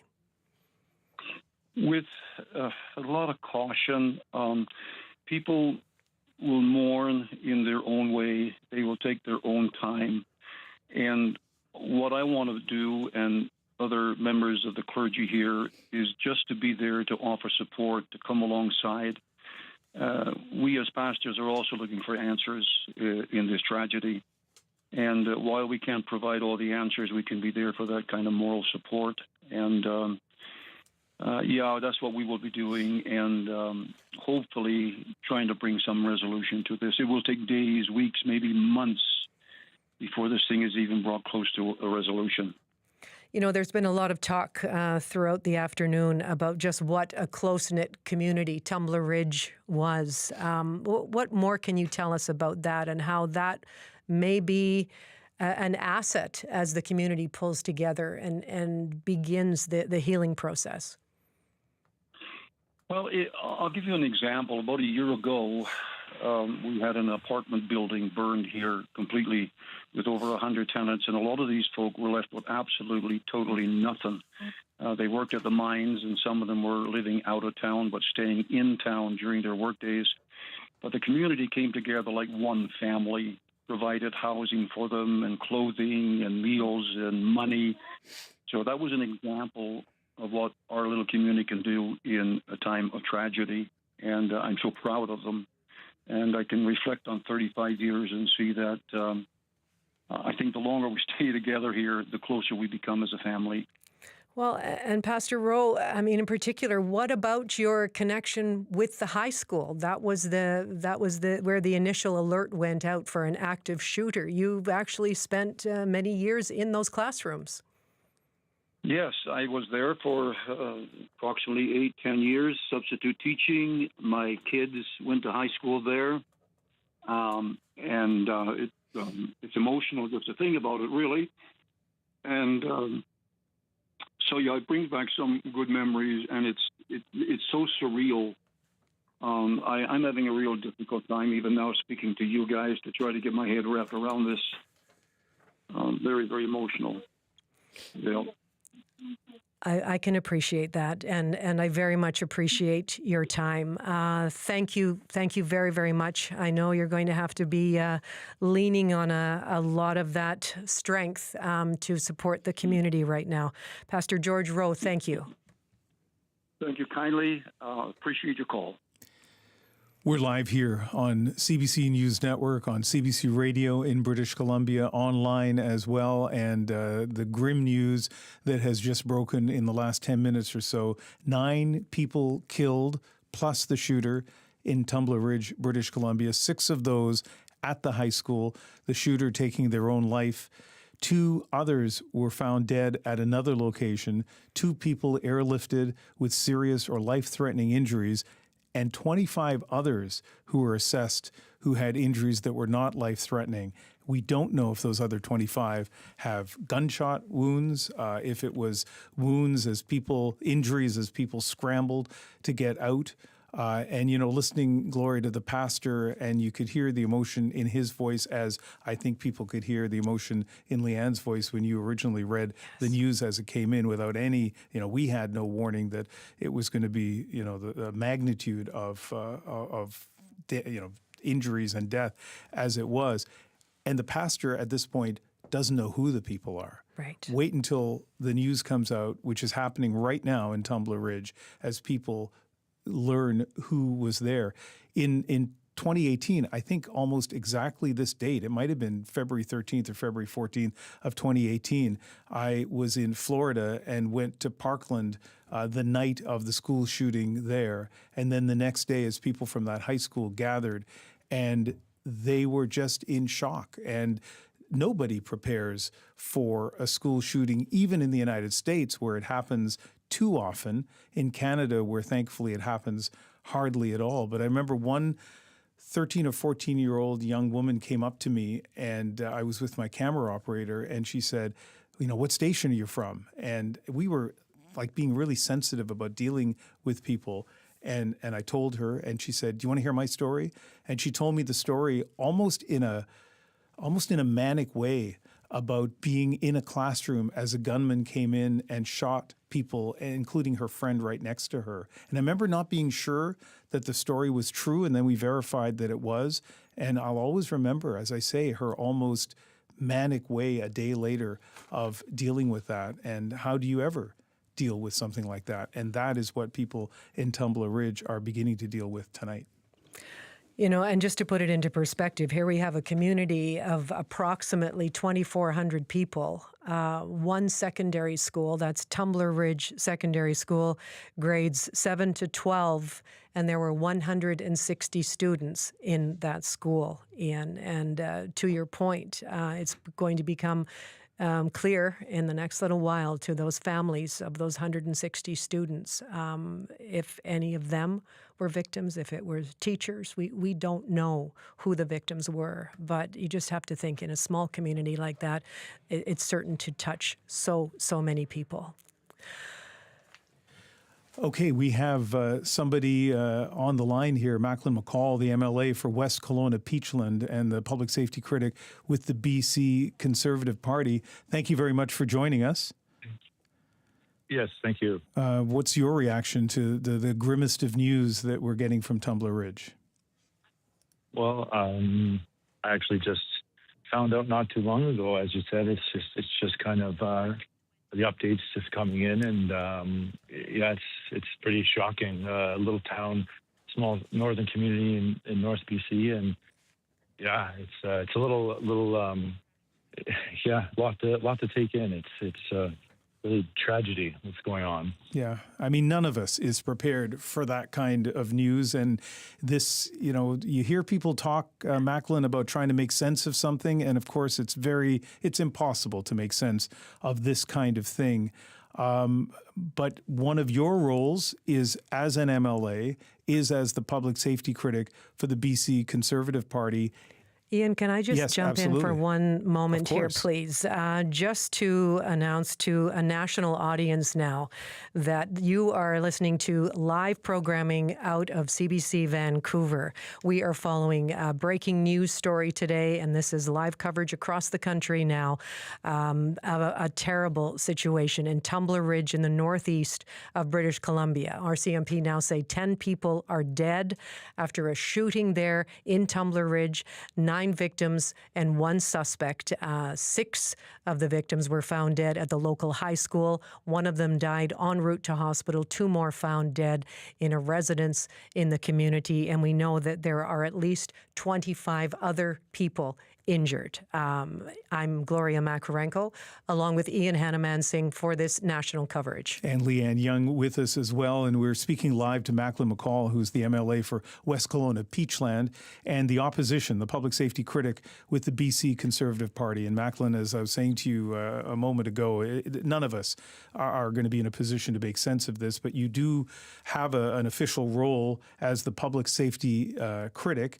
And so in that role, what are you curious about? What do you need to know about what happened in Tumbler Ridge? Well, I think it's very early to start making assumptions and decisions on what happened. And so, I mean, there's a whole investigation. There's very, very early stages, obviously, of everything unfolding up there. And I believe I just saw an update that, and maybe you would have this, but has the lockdown changed the status at all? Yeah, so that has been lifted. Okay, well, that's very good news that there's not an active threat currently. Quite frankly, I know you had spoke to the local MLA, Larry Neufeld. We were both in Victoria, and he boarded a plane, and he's in the air right now, flying back to his riding to be with his community in Saskatchewan. And he actually asked me to come up and assist. I'm actually at the airport in Victoria waiting to get on a flight myself. I think right now the most important thing is being there for the community, for the first responders, for the families. I think more will be coming out, more the knowledge of what happened. The investigation will continue, and I think that's the most important point right now is really supporting that community and the people involved directly and indirectly. Yeah, I think about the United States, where first of all they have a lot of school shootings. I mean, if you look proportionally at the fact they have 10 times the population that we do, they still have way more than 10 times the number of school shootings. But very quickly after each of those shootings, it devolves into partisan politics. I don't see that happening here. I don't. But you tell me in terms of how do you see the political reaction to this unfolding? Well, I know obviously our local MLAs, our caucus is quite shocked to see this unfolding. And I personally spoke to the Minister Krieger, the public safety minister, about this. We had a good conversation. And I think you're absolutely right. This isn't politics. This is, a tragedy has occurred, and we need people to work together here to really support the community, the province, all of the things that are going to unfold here as we move forward. And that's what matters. It's not politics. That needs to be put aside, and we need to kind of work together here to do what we can to help get through this issue. Yeah, and I mean, when you get elected as an MLA, you lead an ordinary life, and then all of a sudden people are turning to you and expecting leadership in the community. It's a role that you've taken on. What's your message tonight and I know it's not your constituency, but you're going to help. What's your message to that community? Well, it's I think there's a lot of attention on this right now, and not just what's happening, but now how do we support those families? What's the next steps? How do we all walks of life in government, in policing, and mayor and council, and everyone? How do we work here to support the community and what they're going through, and how this will affect British Columbia and just, I'm sure, as you said, this is national. All of Canada is hearing this right now. This is, I haven't heard of something this significant in terms of like an active shooter at any time in Canada. Maybe there is another time where something like this happened. I think being there and supporting one another is the most important thing. And I'm actually about to board my flight to go up north there, because however I can help, I'm there to help. And I know there's lots of people that have that same mentality. It's important to do so. Yeah, I hope we can check in with you tomorrow. Macklin McCall, MLA for West Kelowna Peachland, but heading to support his colleague and the community of Tumbler Ridge. Thank you very much for speaking with us. Thank you. You're welcome. You did read out the entire police statement, Ian, and we have been informed that Superintendent Ken Floyd of the North District Commander for the RCMP is going to be hosting a virtual media availability, and that is happening in 20 minutes' time. And that is something we will be carrying live here on CBC Radio across the country and on CBC News.ca as well. Speaking to the MLA, Macklin McCall, and he wondered if, there has been a mass shooting of the magnitude of what we've seen here in British Columbia. I'm always reluctant to talk about the worst shooting, because one shooting is terribly tragic. And whether it's 1 or 3 or 8, it's just magnitudes of tragedy, right? But certainly Portapique in Nova Scotia, we saw a huge loss of life. That would have been in the spring of 2020. Very few school shootings in Canada, and none that I can think of that had this number of people who were killed. And again, I think of the 25 people who were assessed and triaged at the local medical center for non-life-threatening injuries. Everybody in that school is going to be traumatized, but certainly the people who were injured, whether it was gunshots or scrambling for safety, are going to have an extra level of trauma, to say nothing of the friends and family of those who have been killed. Well, and it's a story that touches so many people across the province. We've just received a statement on behalf of Carol Gordon, who is president of the BC Teachers Federation. And it goes on to say, the BCTF is deeply concerned by reports of a shooting at Tumbler Ridge Secondary School. Our hearts are with the students, the teachers, the support staff, their families, and the entire community as we await further details. We're in close contact with local union leadership and the ministry, and are thankful for everyone's efforts to support those affected. And as we pointed out, Ian, that support is going to go a long way, because this community is going to be feeling this tragedy for a long time to come.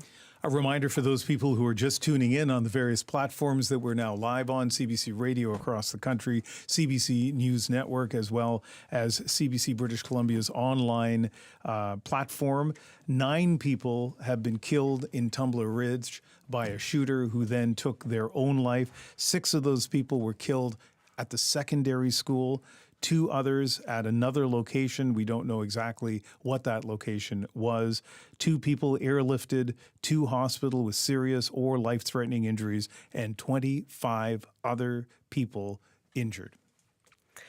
We did hear earlier this afternoon that the original active shooter appeared to be a woman. It was a woman in a dress. That was the initial description that came out. So I imagine that there were still questions about whether there was a secondary shooter. There was certainly searches out and concerns about that. But at this point, we're still hearing that there was just the one shooter. Leanne Young is also here with us in Studio 10 at CBC Vancouver.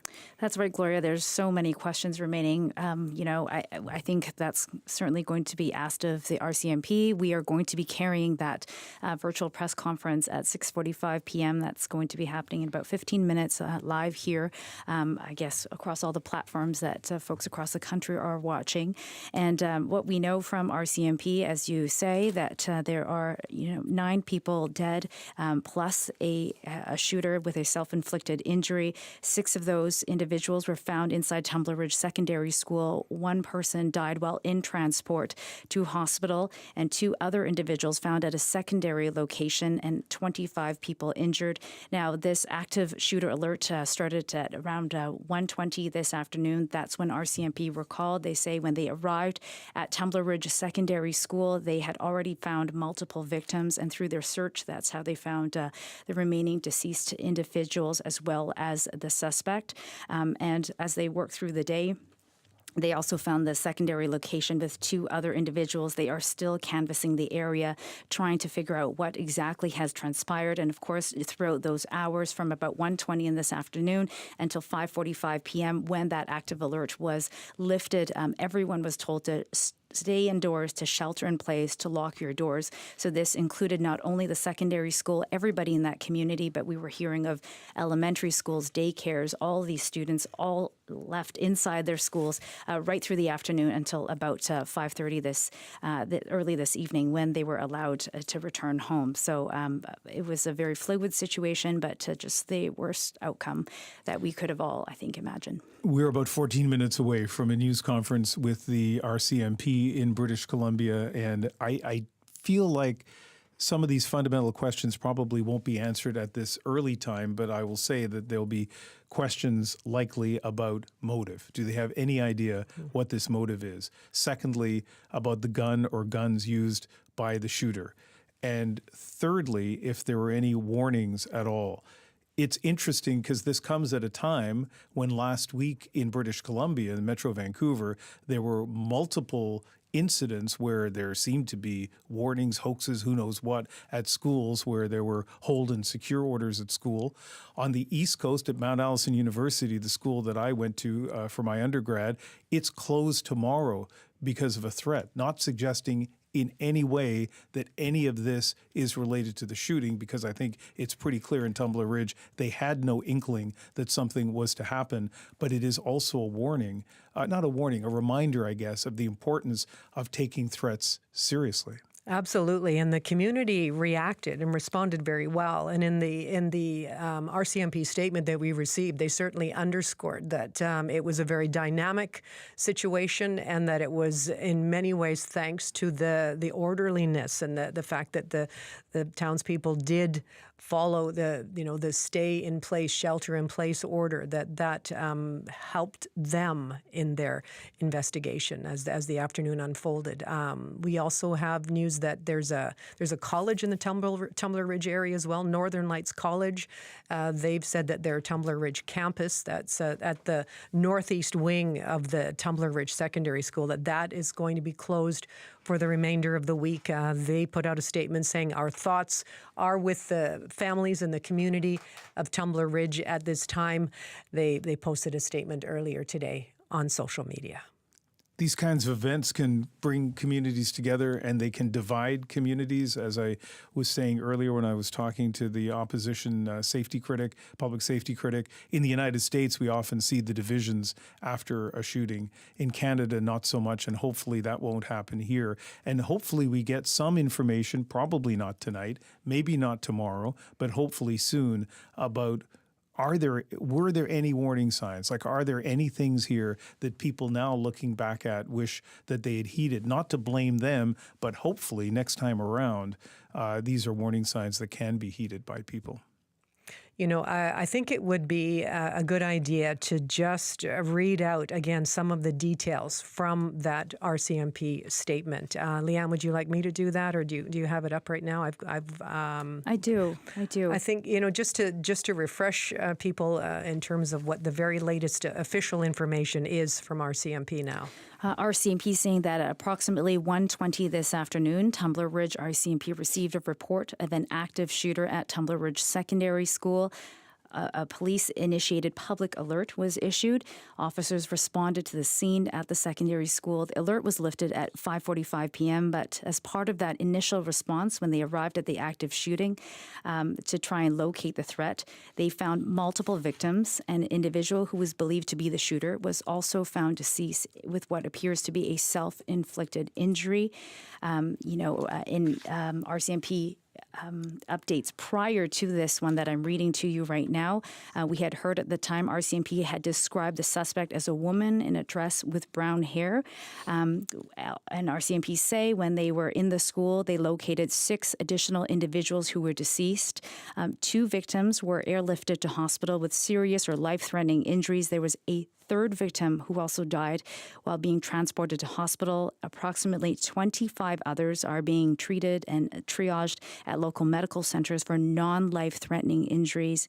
All remaining students and staff were safely evacuated.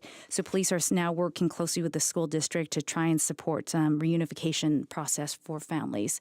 So it sounds like at some point, there was an evacuation, but not necessarily for these students to go back right to their parents immediately. So I'm sure we'll have questions for RCMP later when we speak with them. But they also say in this release that part of the investigation, they identified a secondary location believed to be connected to the incident where they found 2 additional victims who were deceased. And officers are now canvassing the neighborhood to try and figure out if there were any other injuries or any other links to the incidents today. Thank you for that, Leanne Young. And again, we're about 9 minutes away now from the RCMP press conference from Tumbler Ridge, and in the meantime, we have reporters around the province looking for reaction and more coverage right on CBC on all of our platforms today. Right now, Sarah Penton joins us from CBC in Kelowna. Sarah? Tragic and heartbreaking for so many. I've been in touch with a woman who lives on the same street as where the residence was, where 2 of the dead were found. She and her husband were in contact with the family, didn't know them well. She is not up to speaking right now, but the family is absolutely shaken and heartbroken, hoping to share their story maybe later. But in the meantime, it is absolute tragedy for people in Tumbler Ridge.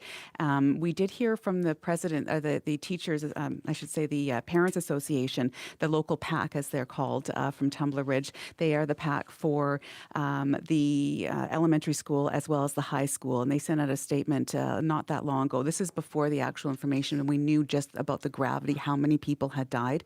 But obviously people at the PAC had good words that it was a tragic situation.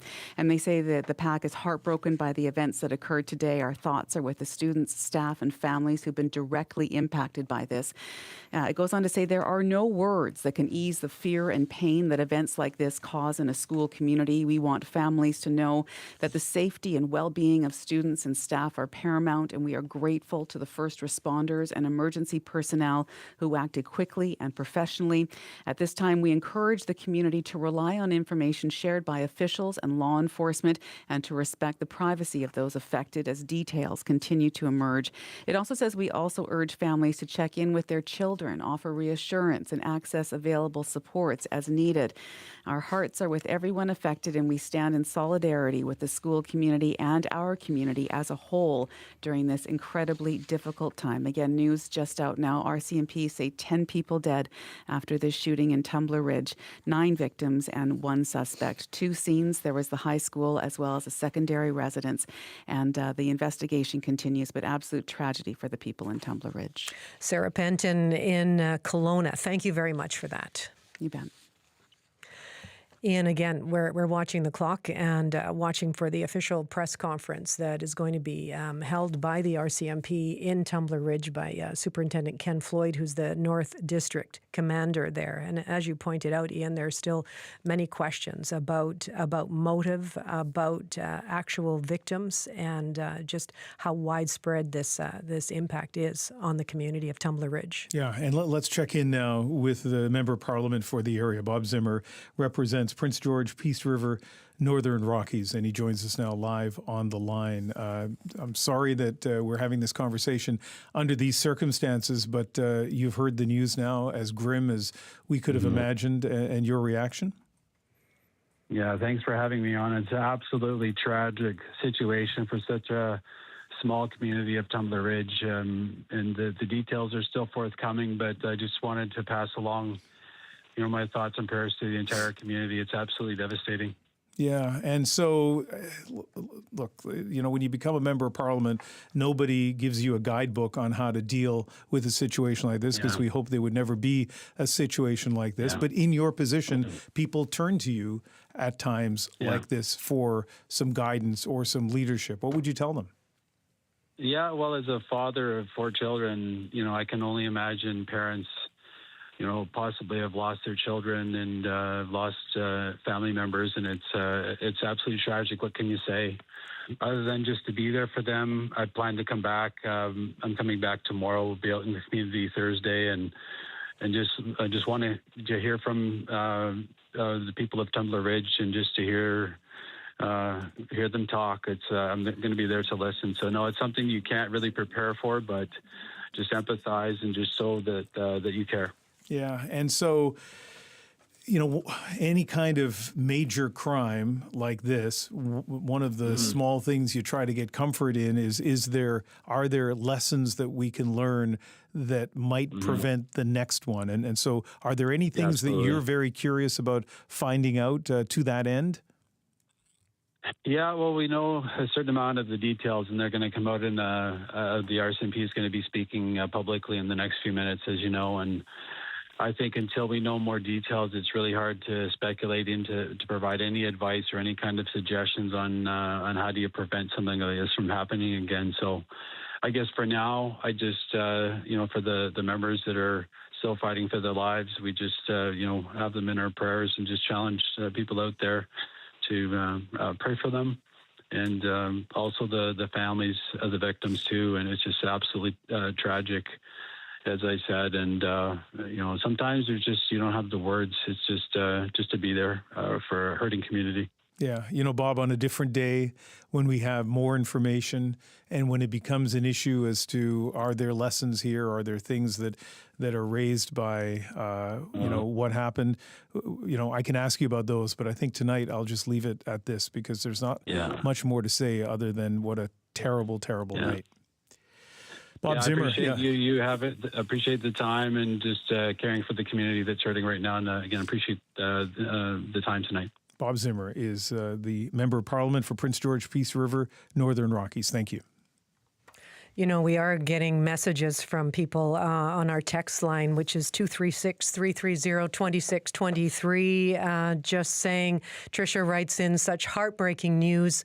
We're praying for all the families and fellow citizens. And she also says, thank you for your sensitive coverage as well. It's a very difficult story to cover today. We were initially talking about an active shooter, and you never really know what that is going to evolve into. And unfortunately, our worst fears have been realized. There are 10 people dead, including the shooter from a self-inflicted wound, but also a big question mark over the status of the 25 other people who have been injured, sent to hospitals. We know that there were helicopters that were brought to the area from Alberta as well to, air ambulance, that type of thing. So we're not sure exactly which hospitals they're in, but when you think 25 people, we don't know about the nature of their injuries or the extent of their injuries.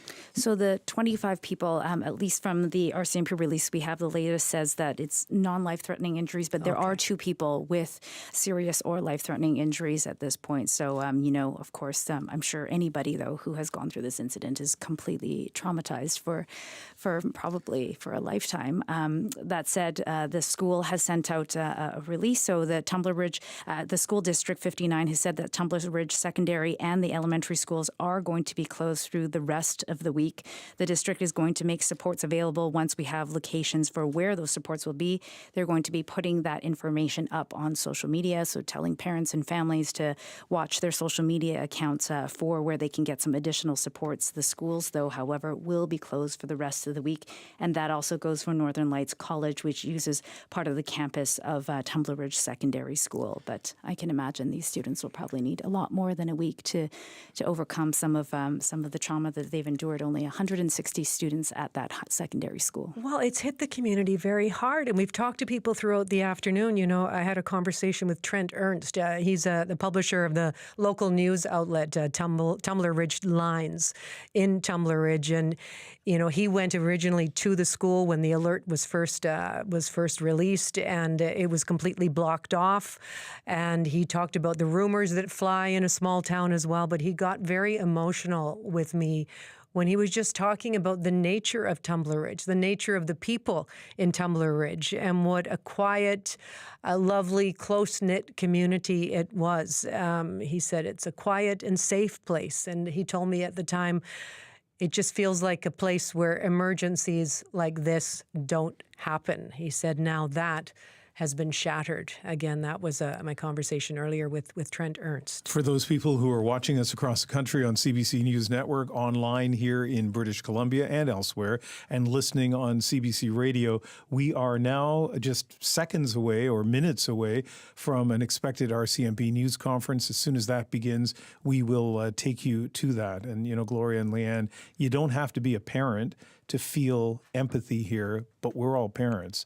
And you think about when you take your kids to school, and no one anywhere should ever expect anything bad to happen at school. And no one in Tumbler Ridge today expected that when they either took their kids to school or saw their kids off to school. They could never have imagined what would happen. And, I'm beginning to understand a little bit more as to why the RCMP were reluctant to give out information on victims, because you can imagine if you were still respecting that lockdown, if the police felt that there could have been a second shooter out there, if you heard the news that people had been killed and injured in the high school, it would be impossible, I think, to stay at home and stay locked down and not want to go to that school and respond to it. So that's right. And I think we heard from that city councillor, I believe is Chris Norbury. He was saying that police had been saying that there were individuals trying to get to the schools, that there were parents trying to go to the schools and pick up their kids, but police trying to redirect everybody to indeed shelter in place, because I think that urges any parent is so difficult. Let me cut in here, Leanne, because we're going to take you live now to Superintendent Ken Floyd, the North District Commander in Tumbler Ridge. Officers entered the school to locate the source of the threat. During their search, police located multiple victims. The individual believed to be the shooter was also found deceased from what appears to be a self-inflicted injury. 6 additional people, not including the suspect, were found deceased inside the school. 2 victims were airlifted to hospital with serious or life-threatening injuries, and a 3rd victim died being transported. All remaining students and staff have been safely evacuated, which was about 100 people. Police are working closely with the school district to support a coordinated reunification process for families. Approximately 25 others are being assessed and treated at the local medical center for non-life-threatening injuries. As the investigation progressed, officers identified a secondary location believed to be connected to the incident. 2 additional victims were located deceased inside a residence, Police are conducting further searches of other homes and properties to determine whether anyone else may be injured or otherwise linked to today's events. Additional RCMP resources have been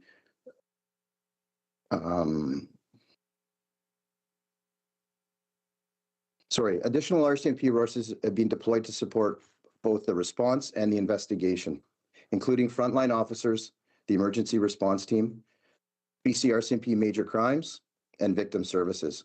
We would also like to extend our sincere thanks to our partners at BC Emergency Health Services and the Tumbler Ridge Fire Department, as well as the local medical center for their critical support throughout this incident.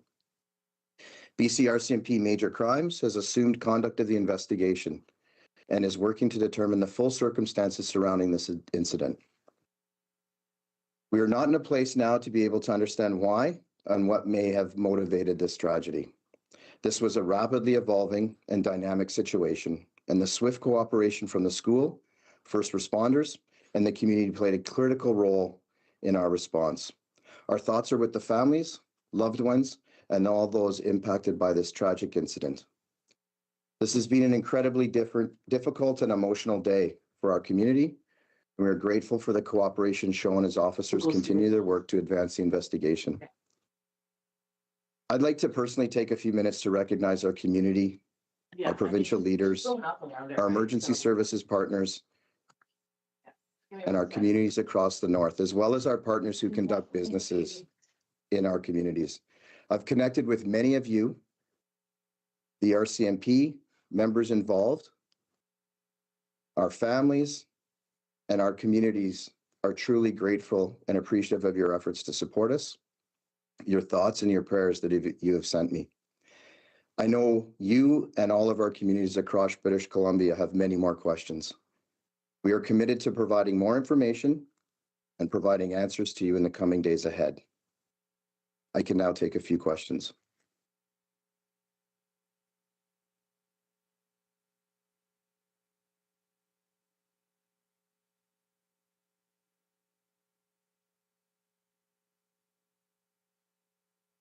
CBC News verified. Yeah, go ahead, CBC News. What can you tell us about the shooter at this stage? We're still trying to determine a lot about the shooter at this stage right now. We believe we've been able to identify the shooter, but for privacy reasons and obviously for the conduct of the investigation, we're not releasing that information at that time until we're assured that we've connected with the appropriate people and identified things. And as a follow-up, can you tell us about where the victims were found? Is this inside the school? What can you tell us about the injured and the deceased? Yeah, multiple injuries and multiple deceased were inside the school as officers progressed through the scene, locating them and triaging those events. We also located 2 deceased at another scene.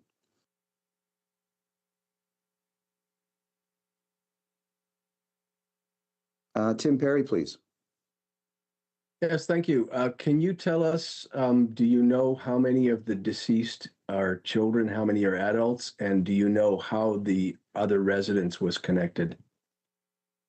Yeah, we're still working towards that. As I mentioned, Major Crimes from the RCMP Provincial Major Crimes Program is on scene to add further detail to that. I think it would be unwise of me to speculate on some of that information right now, and we will have answers to that in the coming days to be able to provide everyone who's got questions about the nature of the injuries, the nature of the persons involved, and what was done at the scene and after the scene to try and answer those questions for you.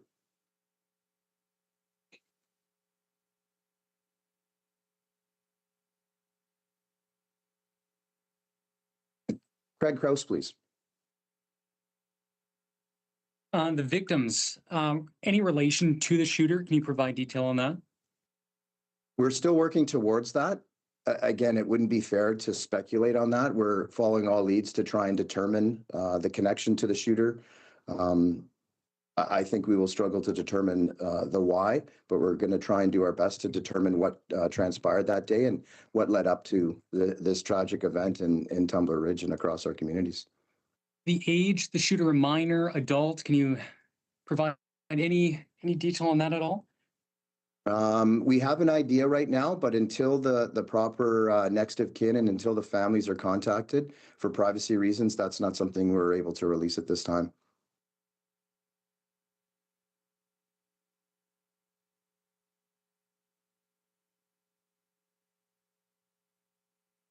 Georgie Smith, please. What can you tell us about the weapon?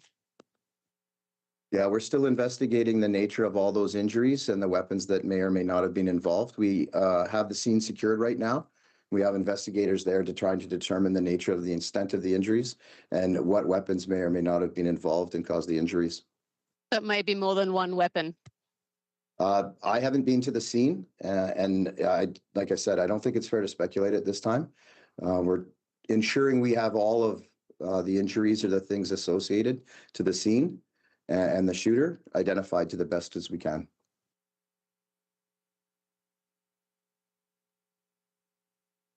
Karen Bartko, please. Thank you very much for taking the question.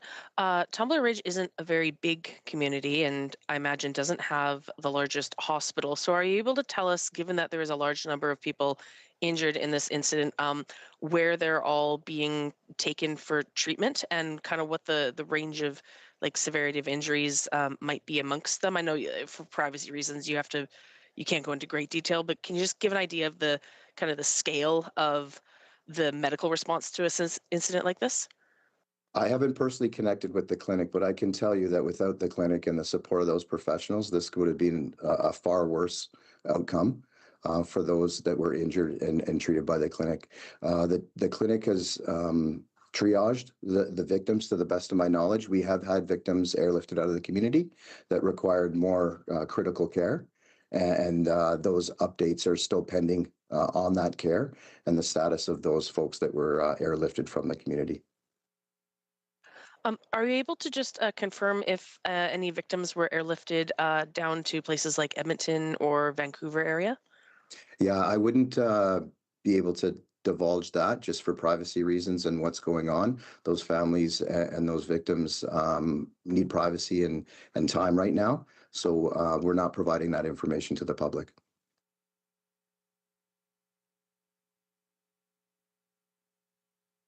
Christian Santana, please. Hi there, joining from CBC News in New York. Just a quick couple follow-ups. If we could clarify, do authorities believe the first two victims found were killed by the same gun person? Do you know the gun person's relationship to the school at all? And if you can just round out, it is, just to be clear, it is 8 people in total, including the gun person that is deceased. So several questions there that you asked me. I'll try and remember them, Christian. As far as the deceased that are not at the school, we're still trying to determine that relationship and that connection. I don't have those details, and our first responders were securing the scene and ensuring Tumbler Ridge citizens were safe. Once the order, now that the order is being rescinded, we'll be looking into the investigative piece of that and trying to determine those connections. Can you repeat a couple of your other questions, please? So I'm not. Yeah. The other questions were, just to clarify the number, there were 8 people in total found deceased. Is that correct? So we have 9 total people deceased. We found 8 in Tumbler Ridge in 2 locations, and then another was deceased during ambulatory transport to the clinic. Okay, and none of those people are the gun person? That includes the deceased gun person. Okay. And then separately, do you know the gun person's relationship to the school? Not at this time, no. Thank you very much. Thank you.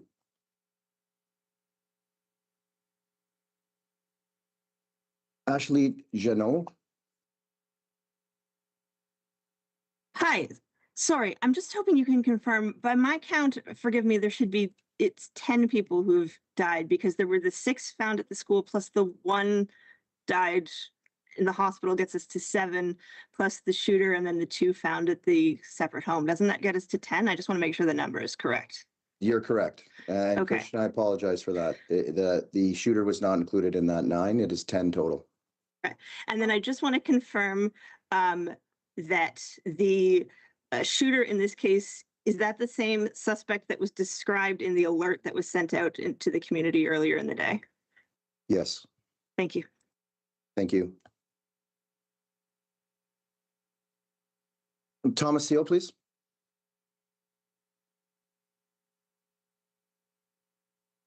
Hi, thanks for taking the questions. I was also just seeking to clarify the death toll, but is there a possibility it could rise, or do you believe that now all the remaining victims are with non-life-threatening injuries? Yeah, we're still triaging other victims, and I don't have updates on whether that number could rise. The scene was very dramatic, and there were multiple victims that are still being cared for. Thank you. I've got 2 more minutes here, so I'm going to get to the next questions as quickly as I can. Gandev, please. Yeah, thank you for this. So just to clarify, you're not able to share at this point whether the suspect was a student at the high school, whether they were an adult with maybe a past connection to the high school, and whether they had any sort of familial connection to the 2 additional victims found in the home. You can't tell us any of that right now. We are unable to confirm that with you right now, just to make sure that we don't pass on or provide information that isn't accurate. We're still making those determinations. Thank you. And I'll take 2 more questions. Andrea Wu and then Lauren Collins, please. Andrea, go ahead.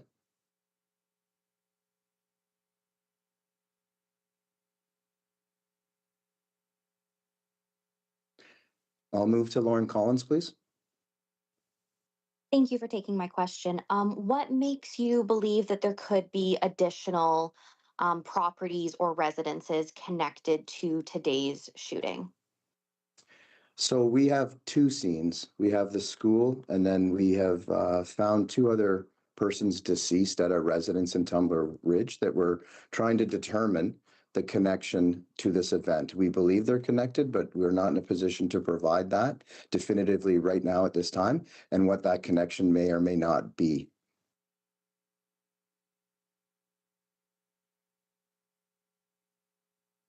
And the last question I'll take is, I believe it's from Tumbler Ridge. Trent, please. Hi, yes, I was just wondering what sort of supports are going to be in place for victims' families, for the students at the school. I know it's like everything that's evolving, but I just was wondering, what sort of what's going to happen up here. Yeah, Trent, thank you. I live and work in Prince George, and our communities are tight-knit. We're spread out across the northern part of the province, but we are a close community-oriented group of BC citizens. We have multiple layers of support coming for our students, for our teachers, for our community of Tumbler Ridge, for our front line and first responders that were part of this unfolding event and are going to be working through that in the days and years to come. I've had an opportunity to speak with the mayor. I've had an opportunity to speak with politicians. Your businesses are stepping up to provide support as best as they can. And I think that really speaks to the fiber of the North District and the northern part of British Columbia, and exactly what it will take to get through this together. And I pass that on to the mayor. I let Daryl know, and I let provincial leaders know that we are in this together. The RCMP will be part of this healing because we're part of the Tumbler Ridge community, and we will be there through all of this together. So those supports will continue. I let the commander know that anything he is looking for, I will do everything I can to provide to him and his team and their families, because at the end of the day, Every citizen and every person in Tumbler Ridge, including our first responders, are going home to their families to try and explain this. And sometimes there's just not a way to explain this. So we'll continue providing that support, however it's needed. Thank you very much. I appreciate your time, and I'm committed to providing more answers to you in the coming days.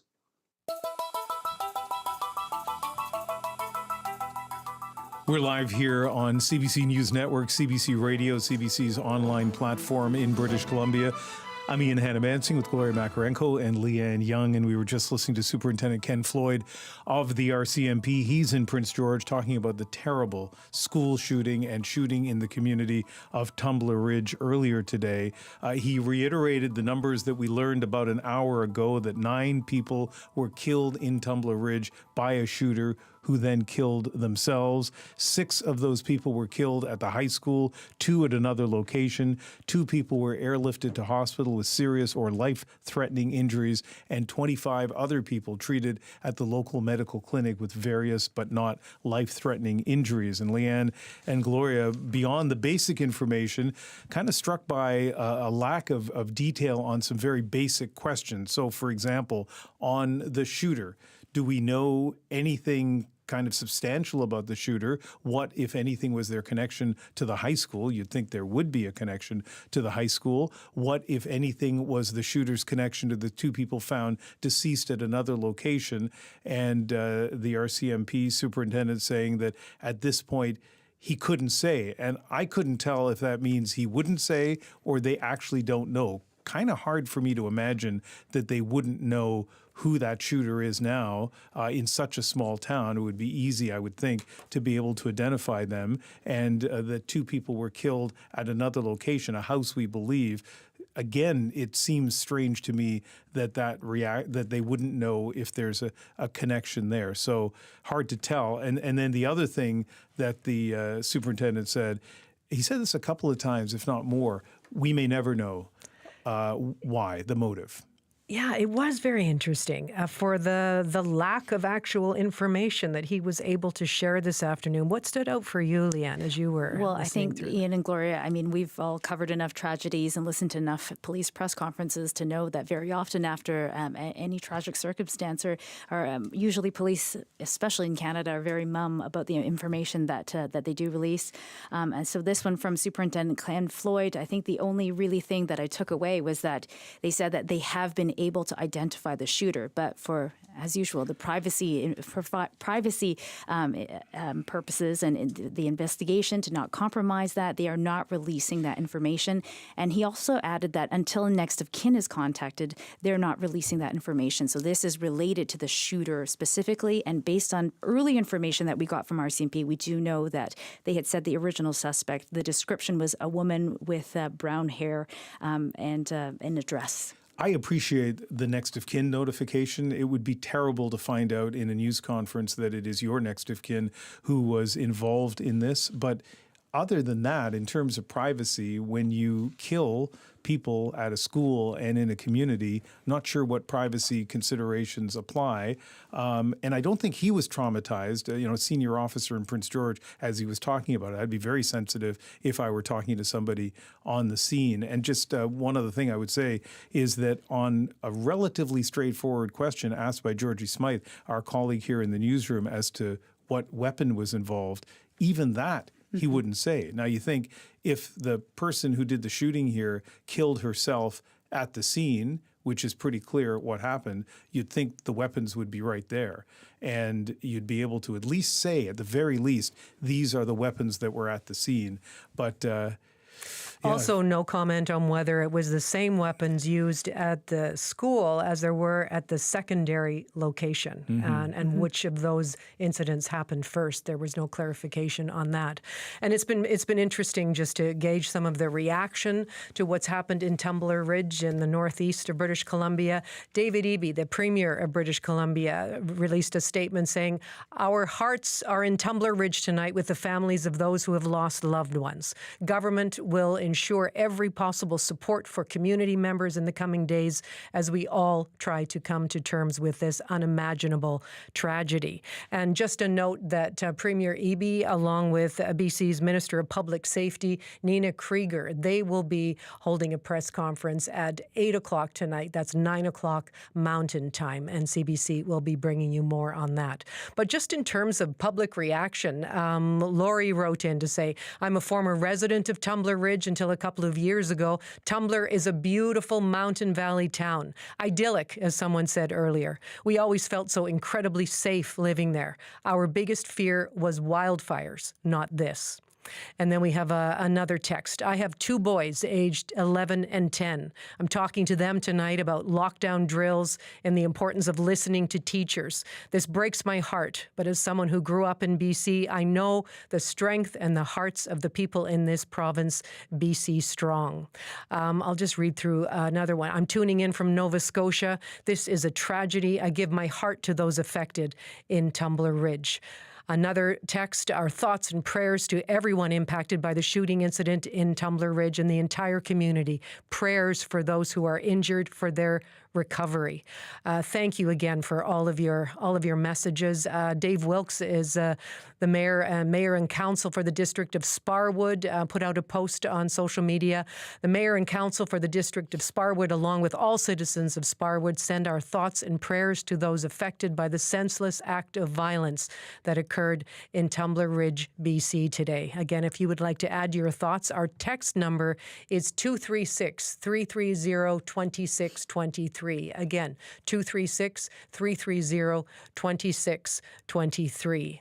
More messages coming. It's hard to just shuffle through them on the fly here, Ian, so I'll keep monitoring and share some more later. Yeah, I was thinking, Gloria and Leanne, to that time maybe about an hour ago when Leanne had her phone in her hand and you started reading that news release from the RCMP. And as you began to read, you didn't know what was at the bottom of that message. And as you went through the number of dead, we had indications much earlier on today that some bad news was coming. We had that news release from the district, Gloria, that you had read hours ago that seemed to say to people, prepare for some really bad news. But to actually hear the numbers, 9 people killed plus the shooter, that 25 people injured with non-life-threatening injuries and 2 with serious or life-threatening injuries, it's unimaginable. And hopefully, there's no hope here. It's difficult for this community. It's difficult for all of us to imagine what Tumbler Ridge is going through, Gloria. Yes, and we think about this small community, very, very close-knit. On the line with us right now is Angela Taitula. Angela lives in Tumbler Ridge. Angela, hello, and thank you so much for joining us. Hi. Listen, it has been a day. Can you just describe for us when you first got the news and what your reaction was to it? When the alert first came out, my husband had just left to go into town, actually, and I thought it was a hoax.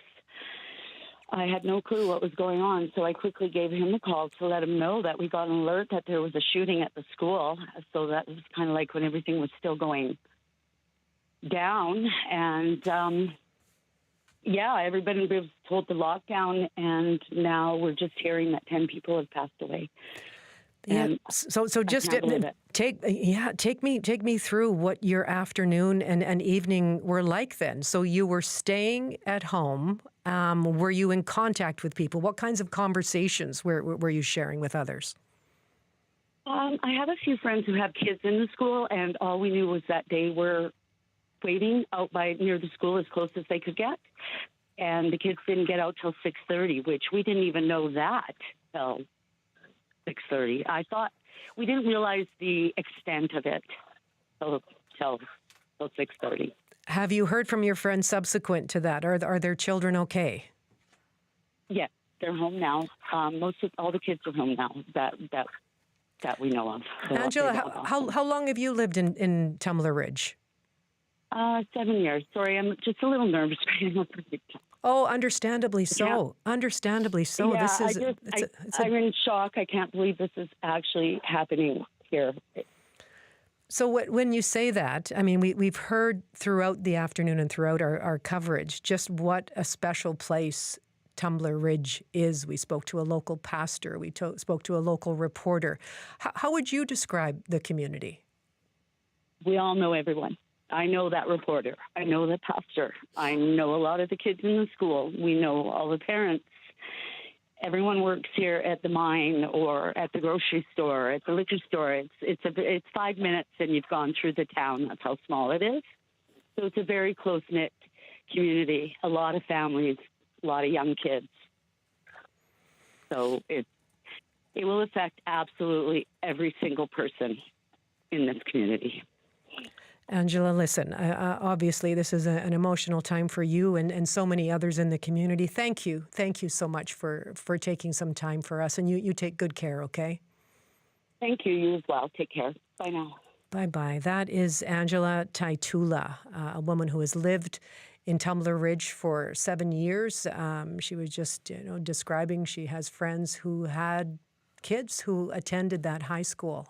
Thankfully, they are okay. But Ian, you can't help but think about the stories that are being shared now around the town of those who were not so fortunate. Yeah, I mean, it's going to be like a traumatic evening because this news is going to spread very quickly. And people are going to understand. We're talking about numbers of people, and even for us, it's touching. And I think we are all thinking about people we know and imagining them in this situation.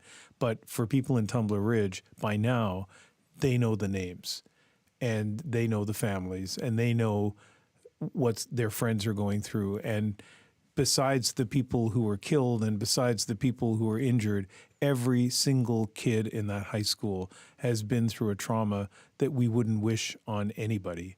And, we hear there's a line in news coverage about, trauma counselors have been sent in by the school district, and it's almost a cliche line.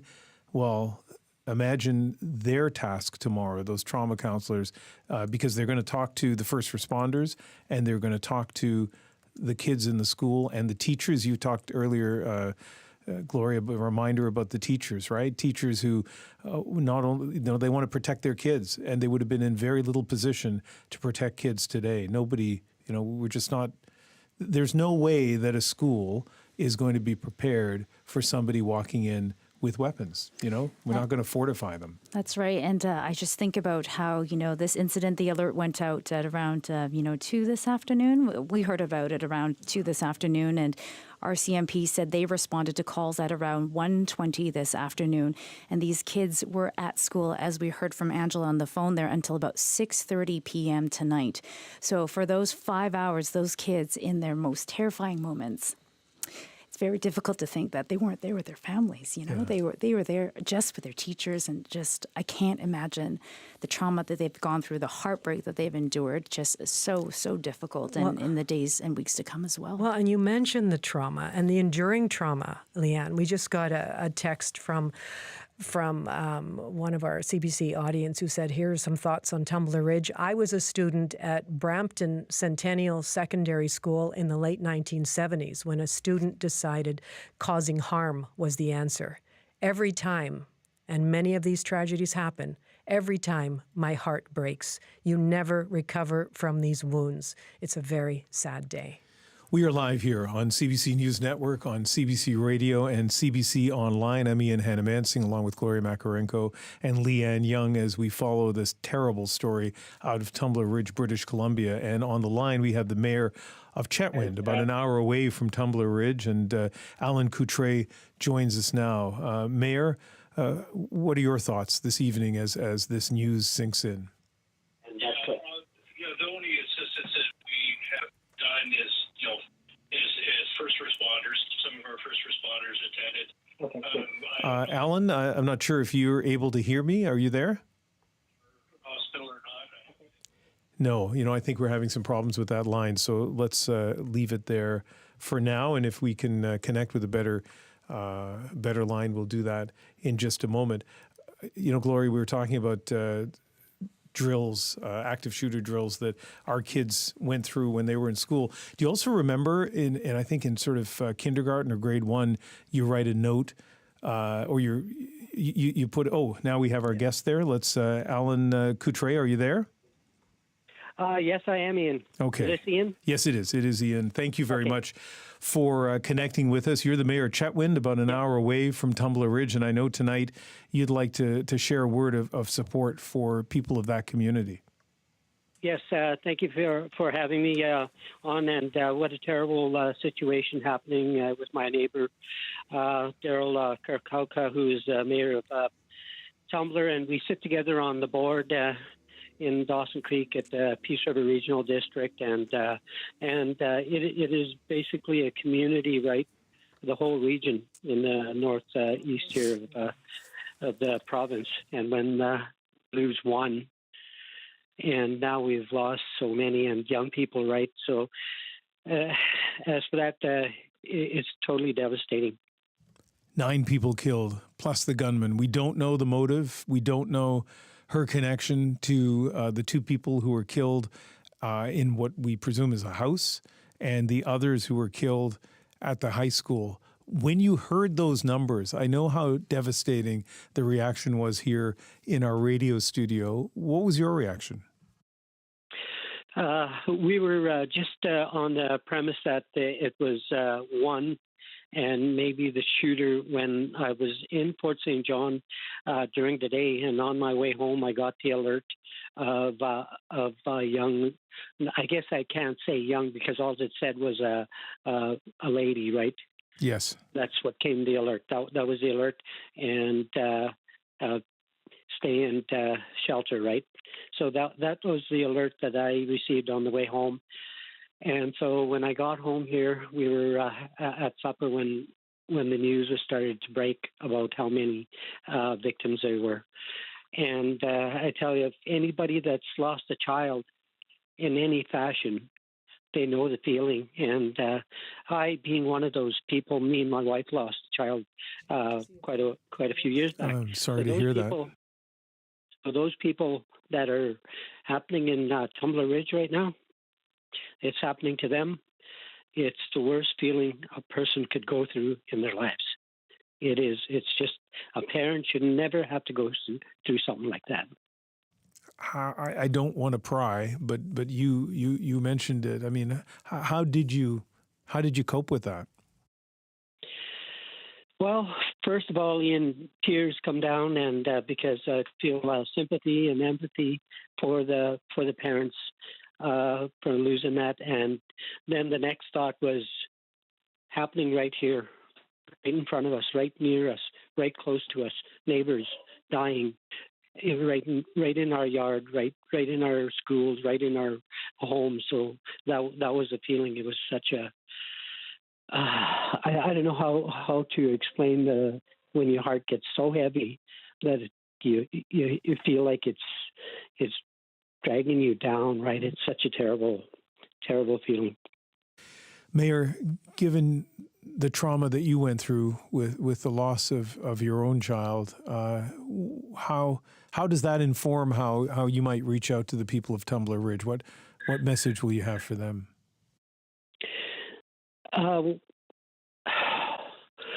Ian, you're asking questions that will have to probably be answered in time. My thoughts right now are just thoughts of hope that the people that are injured, the kids that are injured, the teachers, whoever has been injured, will recover and continue with their lives, because there's so many that have been lost. I really don't have a thought right now other than that. That's enough. That's enough of a thought. Yeah. Mayor Alan Coutre of Chetwynd, thank you very much. Yeah. Okay, thanks for reaching out. Good night. And God bless all of them. Oh my, Ian. Oh my. To have lived through that, we were talking about ongoing trauma and what this brings up for so many people, and to have a personal experience like that, to share that. Oh my goodness. I've been going through a lot of the messages that are pouring in now, text messages. And here's one that says, I recently moved to Tumbler Ridge in January. It's a beautiful, quiet town. I rarely heard any police sirens since I moved here. I was driving past the high school maybe 20 minutes before the alert was sent out. I saw an emergency vehicle with lights on, and I found that a little bit odd. I don't see that often in the town. I didn't know if it was such a horrifying incident unfolding then. My thoughts and prayers and my deepest condolences for those who lost loved ones today. For people who are watching across the country, Gloria, who may want to share messages, and you said somebody from Nova Scotia had reached out, what's the best way to do that? A text message? A text message, the number to text us is 236-330-2623. Again, I've got a 236-330-2623. All right. That's and we do welcome, I think part of the reason that we're on across the country is to talk about this news, but I think it also gives us an opportunity to go through all of this together. So please do feel free to reach out to us by text. And for those of you who maybe are only tuning in now on CBC News Network or CBC Radio, let me quickly go through the sort of main part of this story. Tumbler Ridge, a small community in the northeast of British Columbia. There was a shelter-in-place order by early afternoon, around 1:15 Mountain Time, local time there, and a few hours later, the magnitude of what happened hit as we learned that 9 people had been killed by a shooter, a woman, who then killed herself. 6 of those people who were killed, it happened at the high school, 2 others at another location. We presume it was a house. Police now not yet saying if they even know or are willing to share what the connection is between those 2 people in the house or even the people at the school. Police not willing or not able to share what connection the shooter had with the school. Was she a current student? Was she a past student? And as to motive, they said that they may never know the answer to that. As to weapons, presumably the weapons would have been right there with the shooter who killed herself. They said it's too early to talk about what the weapons might be. 2 people airlifted to hospital with serious or life-threatening injuries, 25 other people who were treated with non-life-threatening injuries at the clinic. So we're talking about a huge number of people killed and injured and many others traumatized at that school. Leanne? And Ian, of course, many people sending in messages as we talk about what's happened and trying to share in the collective grief. We've now heard from Conservative leader Pierre Poilievre, who's tweeted, devastated to hear of the many innocent people murdered and injured in a senseless act of violence at a local high school in Tumbler Ridge. Our prayers are with the families, students, teachers, first responders, and the entire community grieving this profound loss. So that's from Conservative leader Pierre Poilievre. We haven't seen a message yet from Prime Minister Mark Carney. I wouldn't be surprised if he were to send that out very soon. But we've also heard from the Premier, who will be speaking with us at 8 o'clock tonight, along with Solicitor General Nina Krieger. So he also sent out a tweet that says, our hearts are in Tumbler Ridge tonight with the families of those who have lost loved ones. Government will ensure every possible support for community members in the coming days as we all try to come to terms with this unimaginable tragedy. Yeah, it's amazing. I mean, the text line is really filling up right now. I don't know, we're not going to be able to get to all of them, but Scott in Quebec City just sent us a message. Growing up as a child in BC, my heart goes out to all the children in Tumbler Ridge. Parents, remain strong and guide your child through this difficult time.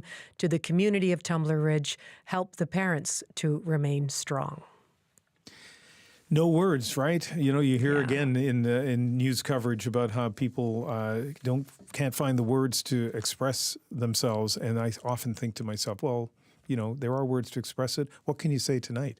What can you say about someone who decided to go into a high school and shoot as many people as they did, to kill people? And you think about your kids, somebody else's kids, any kids going to a school, and all the hope and joy that people get in a school, and that they went to school today having no idea how this day would end. And this day is continuing in Tumbler Ridge with a nightmare of sharing this information and trying to come to grips with it.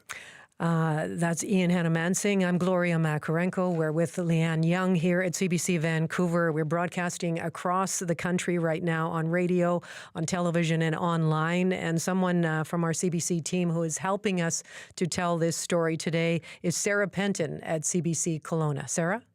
Gloria, I just got off the phone with a student who was at the high school when the shooting happened. He's 17 years old. His name is Darian Quist, and his mom's name is Shelley.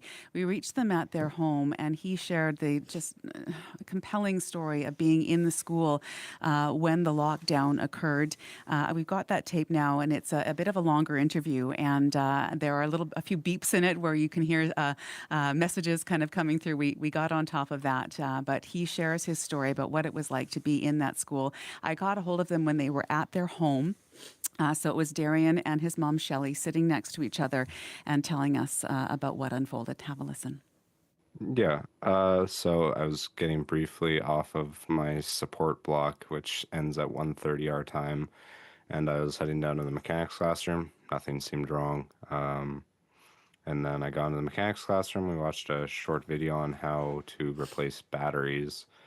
And then I've never been through a lockdown in the school before. Alarm starts going off. Miss Steely's running around in the hallways on the phone. She's saying, "This is a lockdown, close the doors." So we closed the doors, and I think for a while I didn't think anything was going on. I thought it was just like maybe a secure and hold.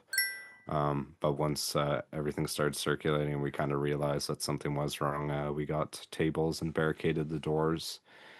And I believe we sat in there for about 2 hours, 30 minutes until members of the RCMP and I believe SWAT had come through the door and escorted us all out of the high school. And when it was happening, did you hear anything from the other side of the door?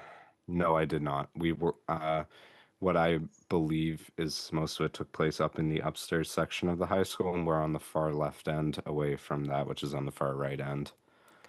So if anything had occurred, I did not hear anything. There was nothing. And so what was it like in the classroom that whole time? It was definitely tense. I think we were all very nervous, so we tried to keep things light and just try and keep each other motivated and not fall into grief. But once people sent me some photos, it definitely set in what was actually happening. What kind of photos were they sending? They were disturbing, just showing blood and things like that. Oh man, Darian, I'm so sorry.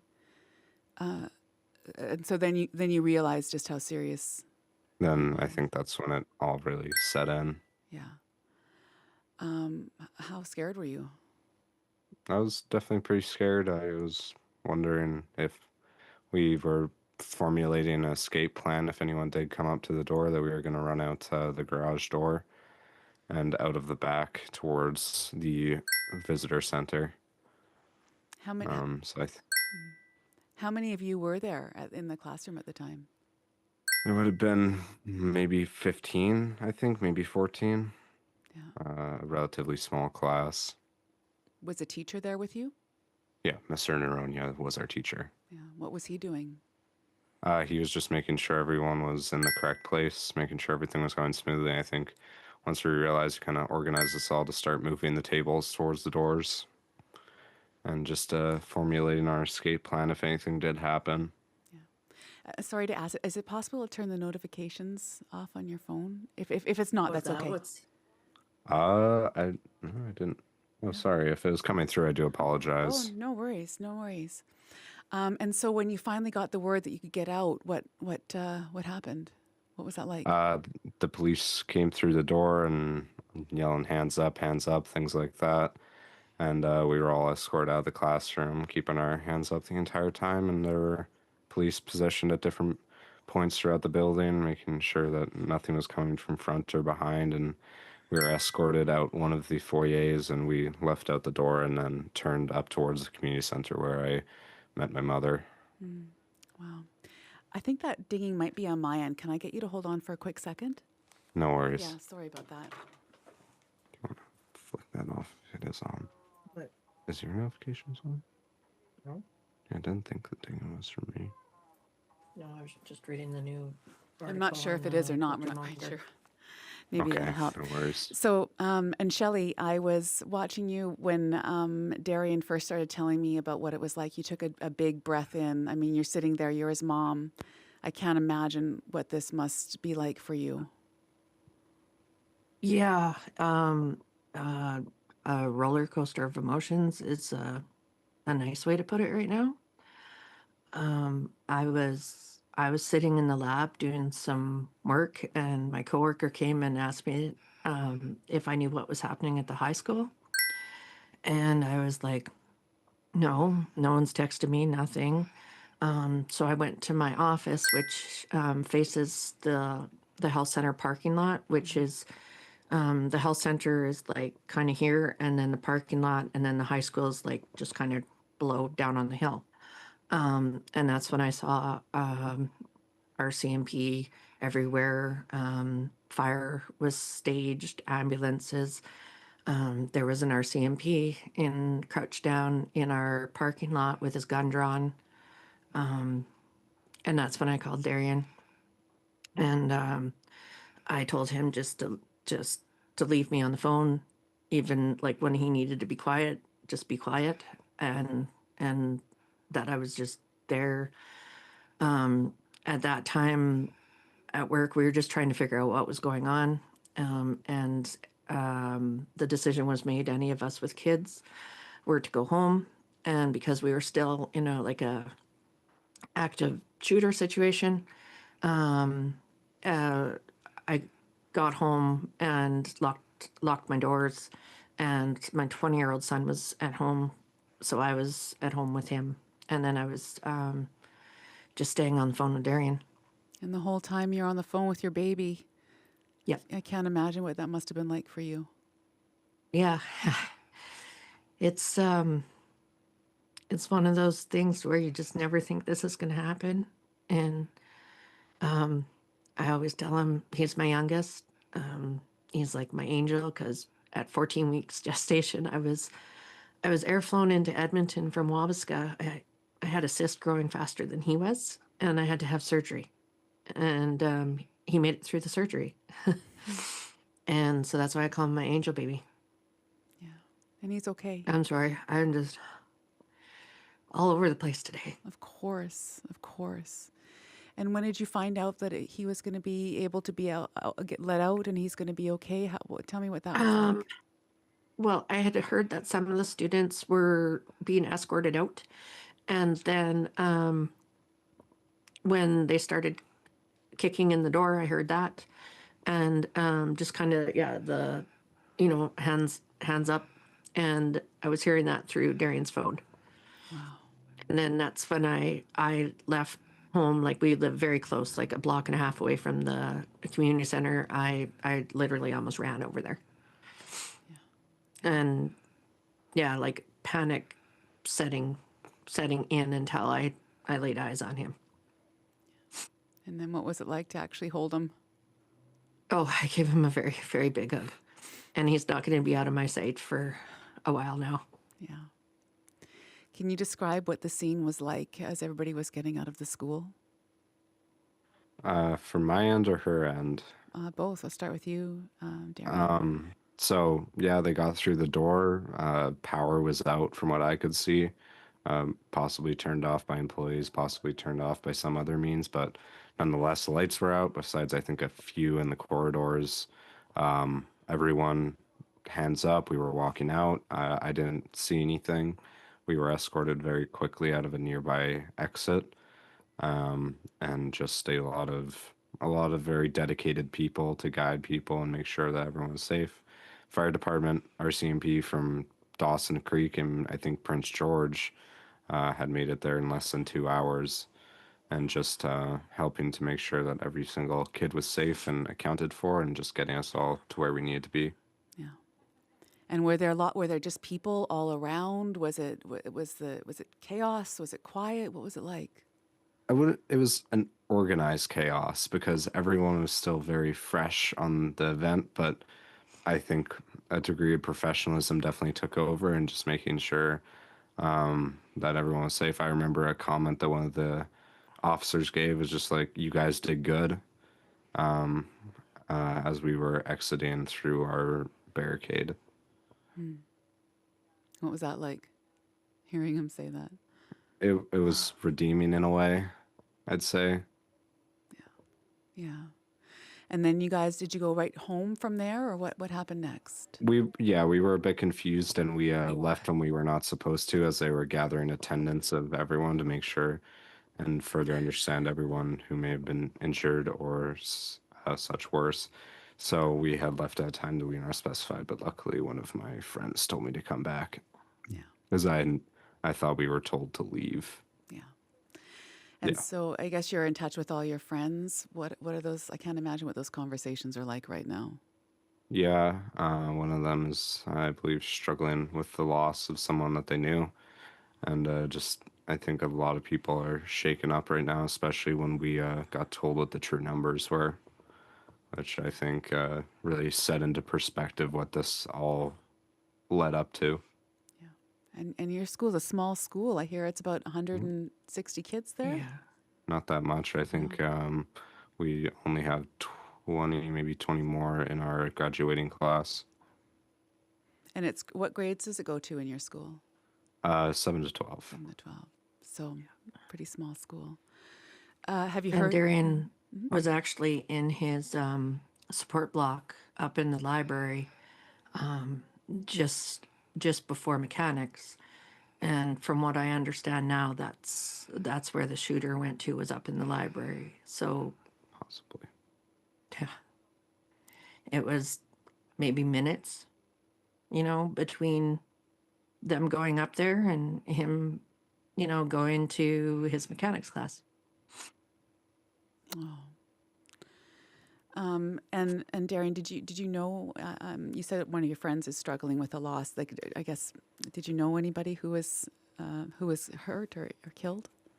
I believe I knew somebody, but everything's still very fresh, and I don't believe that anyone will reveal names of the victims anytime soon. But going off pure what is speculation, I believe that I may have known one of the victims. I'm so sorry. And have you heard much from the school at all, or what? There was an organizer, Mr. Dealey. He was helping to guide everyone to everything.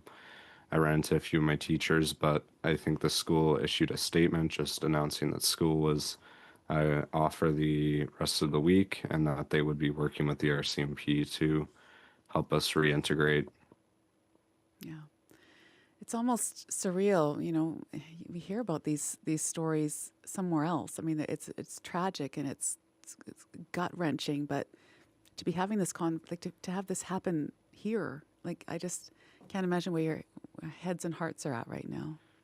To live in it is a very different experience, is what it felt like. It felt like I was in somewhere that I had only seen across a TV until you're actually inside of it and directly affected. Yeah. And Shelley? Sorry. Yeah. Sorry. No. Yeah. Yeah, it is, and it's hard for me too, because it's like, I wanted. One of my coworkers stopped me from leaving the hospital to run to the school because I was about to. And then we stayed, and then our health services administrator had contacted us and said any of us that had kids in the school were to go home. So. Yeah. And then the realization that this is actually happening must have been, as a mom, just must have been horrifying. Yeah, because it was I didn't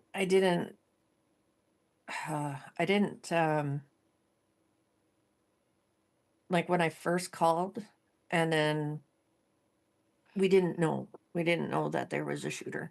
We didn't know what was going on. And it wasn't until I don't know, maybe half an hour passed, getting in contact with him, that we got some information that that there was an active shooter in the school. So I guess tonight you'll just be holding each other close and Yeah, I think we're going to watch a movie. Yeah. Yeah. Well, I'm glad that you're okay. Thank you so much. I'm sorry to meet you under such awful circumstances, but I'm really grateful that that you're okay and that you're able to share this story with us. Yeah, of course. Is there anything you wanted to say to folks in your community, maybe, or I don't know? Hold each other close and just we're gonna be able to get through this. And I just think now more than ever we embrace the fact of such a small community and we work together to make sure that everyone gets out of this. That's a wise and kind young man you have there, Shelley. You did a good job. I do. Yeah. Thank you to you both. I'm going to send you a text with my phone number just so that we could. That was my colleague Sonia, but I'll give you my name's Sarah, so I'll send you a text with my number if ever you want to get in touch or if there's any updates or if you want to just connect. I'm here. Yeah, of course. Okay. Thank you both. And I hope you don't mind. We'll be sharing this conversation with our colleagues as well, and playing. We have a special that we're airing now as well, so we'll share some of this conversation with them as well. If that's. And that is the conversation that I had. I just got off the line before we brought it to air with you now. That is a conversation I had with Darian Quist and his mom, Shelley Quist. Darian's 17 years old in grade 12 at the high school at Tumbler Ridge following the tragic news of 10 people dead in a shooting in that small community. That was an amazing conversation, Sarah. That was an amazing conversation. Thank you so much for sharing that. We've been hearing from so many of you throughout the last several hours. I just want to share part of a message that came in from the Foothills First Nation. Lois Duke, the president of the Foothills First Nation. My heart is heavy. Excuse me. My heart is heavy as tragedy unfolds in Tumbler Ridge, so close to home and so close to the lands that have shaped us. To the people of Tumbler Ridge who are facing fear, loss, or uncertainty right now, we're holding you in our prayers. We're thinking of the elders, the children, the families, the responders, and everyone working tirelessly to protect lives and land. May there be protection, may there be safety, may there be comfort for those grieving. And when this passes, may there be healing. We stand with Tumbler Ridge. We stand together. Again, that's Lois Duke, the president of the Foothills First Nation. Ian? Our special coverage continues here on CBC News Network, CBC Radio, and CBC Online. And the mayor of Tumbler Ridge, Daryl Krauka, joins us now. I'm so sorry to be speaking to you in these circumstances, and I just wonder how you're feeling right now. Yeah, I mean, I guess it shouldn't be about my feelings. It's about the community. It's about our, it's about approximately 2,700 people here. And to me, I don't call them residents. I call them families. So to me, it's about them. And, it's a pretty tragic day for Tumbler Ridge and for the family here in Tumbler Ridge that we got to work through it.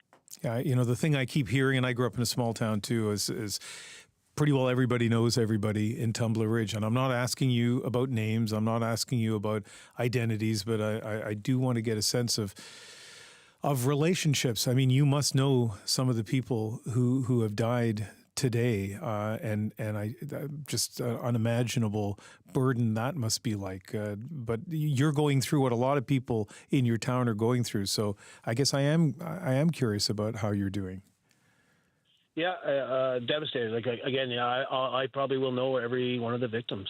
I don't know. I'll be honest. I'm in a town hall under the stay in place and lockdown, and just getting out now. And I will know every victim. I've been here 19 years in Tumbler Ridge, and we're a small community. And like I said, I don't call them residents. I call them family, and I'll know every one of them. And it's devastating. And I'm here to support, and we'll need support. And this community will have to support each other. And I mean, we're a very strong and strong group that we just need to make sure that we support each other through this whole process. It's coming up to 9 o'clock Mountain Time, local time in Tumbler Ridge. You got out of the lockdown probably a couple of hours ago. What are you planning to do tonight? So I think this will be my last interview for tonight. I just need to connect with some residents. I'm again locked down, so I want to be out and just give a hug if somebody needs a hug.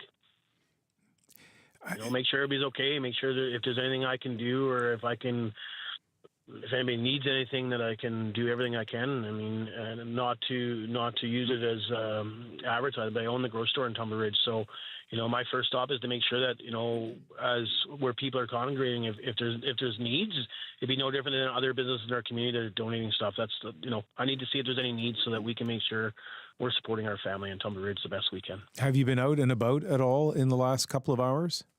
I am just getting out now. Yeah, and what are you seeing?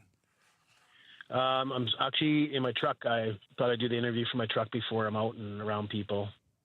So I haven't seen a bunch of people. I mean, I've seen some of our young youth walk by and they've waved and stuff. But yeah, I want to connect. And again, we're one big family here, and we just need to support each other and be there for people that are grieving, and have an ear or the shoulder, or give them a hug, and make sure that people know that we're here for them. And like I said, Tumbler Ridge is one big family, and we'll all do that. It won't be myself. It'll be our whole community will come together, and we see it. We've seen it during our fire evacuations and stuff like that. This community is a very strong family focused community, and it's just devastating news today, and it's not something that we expect to see in a small community, and we have to work through this process. It's been an unimaginably terrible day, and it's going to be a tough few days ahead, Mayor. So I wish you the best as you connect with people in your community. And I thank you for that. And I mean, the province has reached out. Government's been great provincially, federally. Our local MLA, Larry Neufeld, Bob Zimmer from our MP, and I know ministry is working on it with the provincial government. They're getting some council boots on the grounds in Tumbler Ridge. I mean, they're just figuring out some logistics, but it sounds like they're pushing to have some boots on the ground tomorrow to have support here for our family members, the community, for people that need it, and I think it's huge. And like our first responders, we need to make sure they're taken care of. The RCMP, our volunteer fire department, medical staff, our doctors, our nurses, all the medical staff that works within the treatment and diagnosis center, our BC ambulance. Mm-hmm. We just need to make sure that everybody, including the students, the teachers, the residents of the community, have support, and the BC government has reached out and they're working through that process. So it's going to be great help for our community. And, I've had the commander from Prince George has also reached out, and same thing. Like you said, we're going to have to go through this together. And I believe that it's going to, one strong community, and with support, it's going to help us work through this and get through work together as a big family, grieving and helping our other family members go through such a devastating, traumatic day today. Mayor Kwakwa, thank you very much for speaking with us. Thank you very much. Good night. Mayor Daryl Krakauka of Tumbler Ridge, again, just absorbing, just about to head out into the community to talk to some people, Ian, and it's just amazing, this outpouring of sympathy from across the country that is directed at the people of Tumbler Ridge this evening. We have this message: I'm shocked by the news of the shooting in Tumbler Ridge. My heart goes out to all those affected. As an Iranian Canadian living in BC, I never thought a mass shooting would happen so close to home. Despite all the horrible news from Iran over this past month, I'm also shocked by just how shocked I am. No parent should ever lose a child. Someone else part of our CBC coverage team is our reporter Nicole Aud, who has just arrived in Tumbler Ridge. Nicole, a good evening to you. Good evening, Gloria. Now, I know you're just feeling your way around there. What can you tell us about your first impressions there in the community? Yeah, so I am standing on the street just a little ways up a hill from the high school, where, of course, much of this tragedy played out. Right now, it is very quiet. There is a police barricade that has shut the street down. Pretty much the only cars that we've seen coming, in and out are the RCMP vehicles coming in and out from the school. Also, just to give you a sense of how small this community is, the health center where upwards of 25 people were taken with injuries, it's literally just up the hill from the school here. You can see the lights of the police vehicles just down the hill. So it's a very, very small community and a very close community as well. You know, Ian Hannah-Mansing was just speaking with the mayor of Tumbler Ridge, Daryl Krakauka, and he was talking about the support that's come out from the province already, from neighboring communities. Within the next 8 or 9 minutes, we're going to be hearing from the Premier of British Columbia, David Eby, as well, along with the Minister of Public Safety, Nina Krieger. But the mayor, it was interesting, was talking about the supports, and he referred to boots on the ground and the supports that will be funneled into that community of Tumbler Ridge to help them through this tragedy. So what are you going to be watching for and covering in your time there? Yes, absolutely. And I heard the mayor speaking, and he talked about the fact that he may likely know every single person who's been affected. And I think that is so true in a community this size of, roughly 2,700 people. People know everyone. People are going to know. No one here is going to be not affected or personally affected. So I think right now, obviously, there's an investigation going on. As we can see, the RCMP are here. They're coming in and out from the high school. But another big part of this, of course, is the impact on community.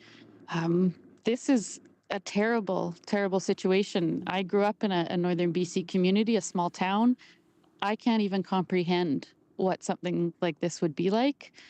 So I think, as the mayor said, trying to come together to support each other, to really try to process such a terrible tragedy. Of course, with the help that they can get from say the province. Listen, Nicole, you're going to have a challenging day tomorrow, I'm sure, speaking with people in the community. Thank you so much for the update, and we wish you well. We'll be watching for more coverage. Thank you, Gloria.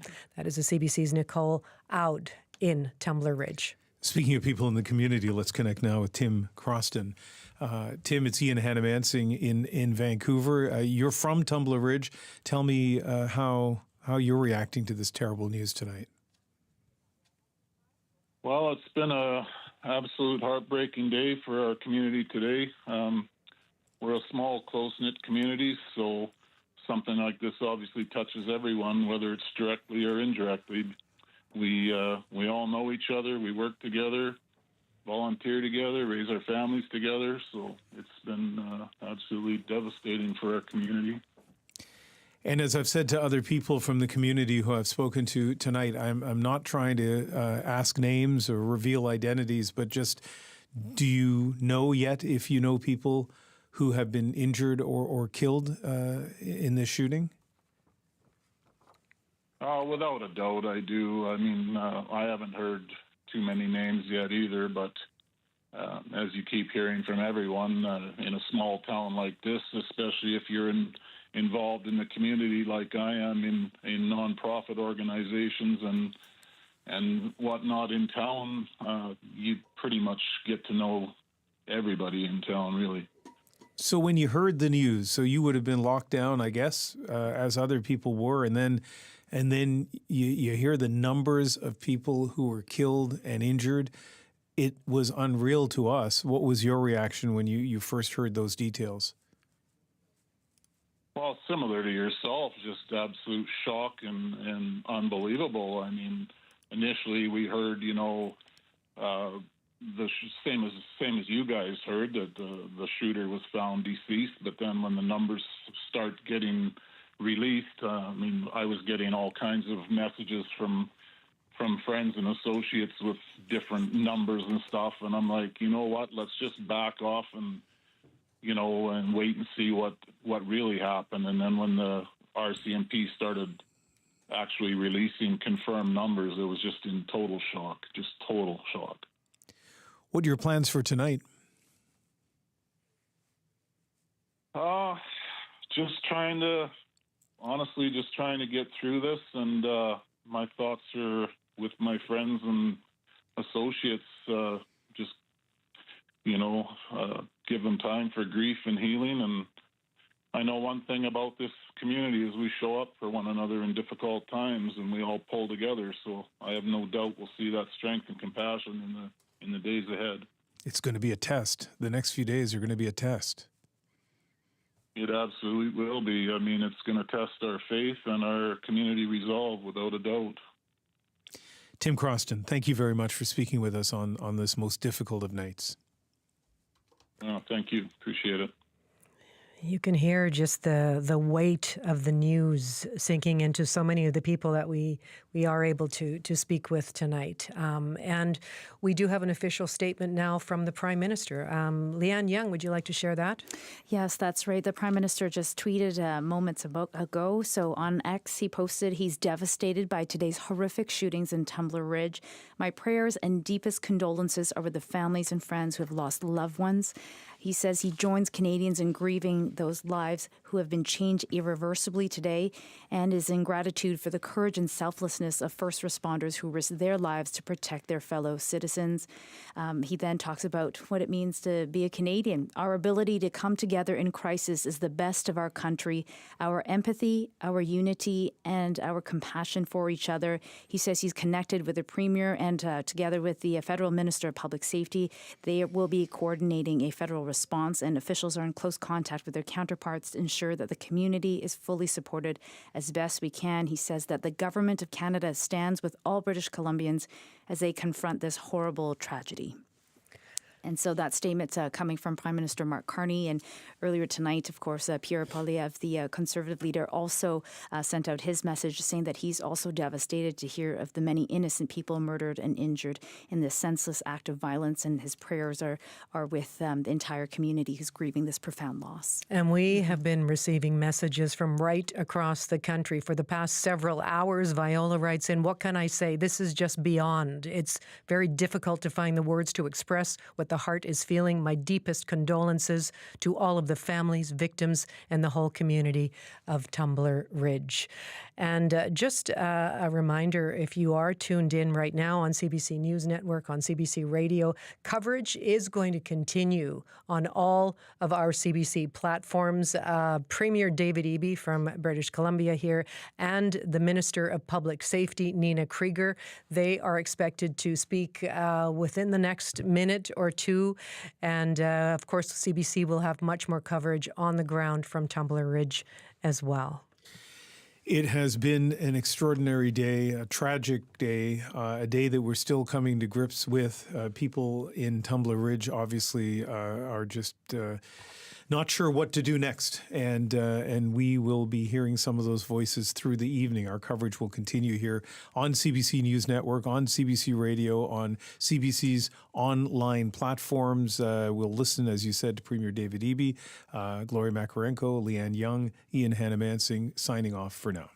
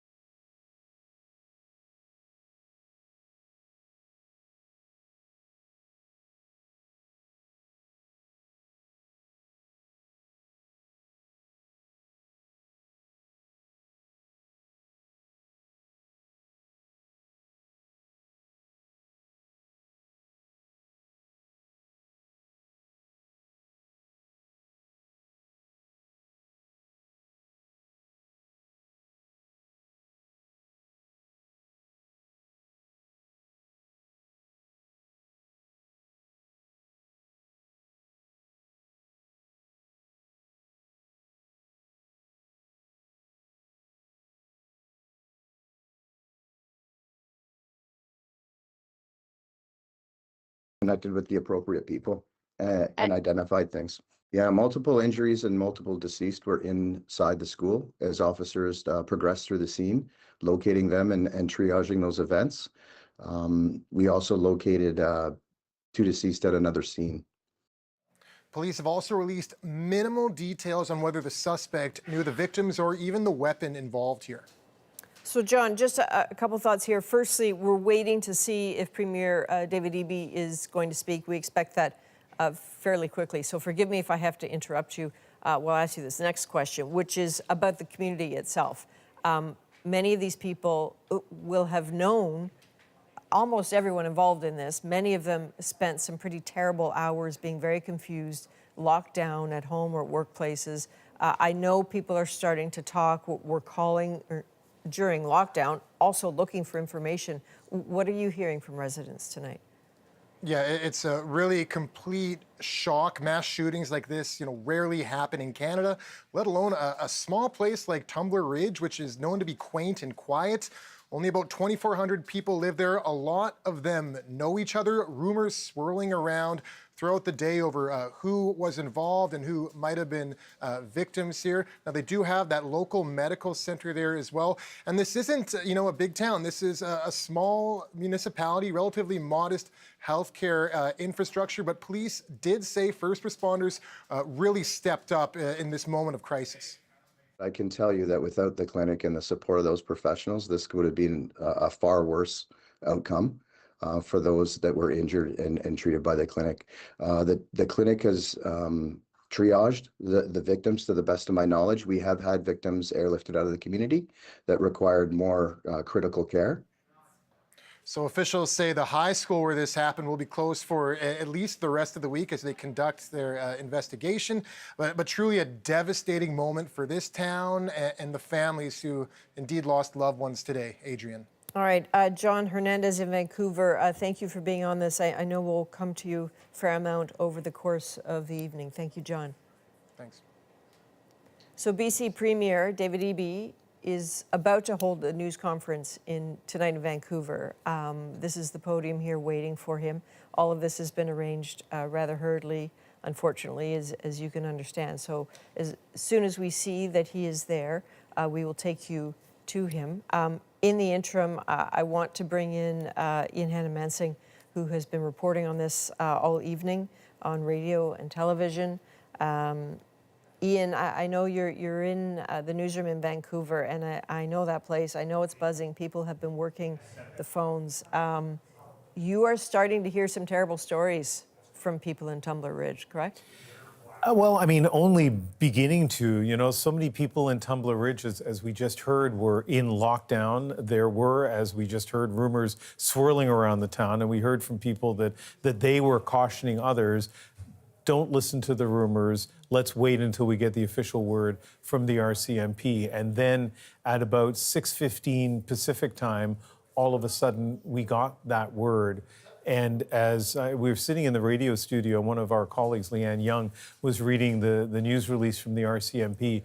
And as she started to read it, her voice faltered, and Gloria Makarenko and I were sitting there watching her read it. And it just was hard even for us to grasp. And I couldn't help but think what it was going to be like for people in Tumbler Ridge to grasp this information after having been in lockout, after having locked down, after having resisted believing the rumors, and then hearing that so many people, 9 people killed, as well as the shooter killing themselves, that 6 of those people who were killed, that it happened at the local high school, and that 2 others were killed off-site. So in the last hour or so, we have been talking to people from Tumbler Ridge, and what's interesting is the 3 or 4 people we talked to, including the mayor, for example, still hadn't connected with people who actually knew loved ones or friends, relatives who had been killed. It's going to happen really quickly. It's probably happening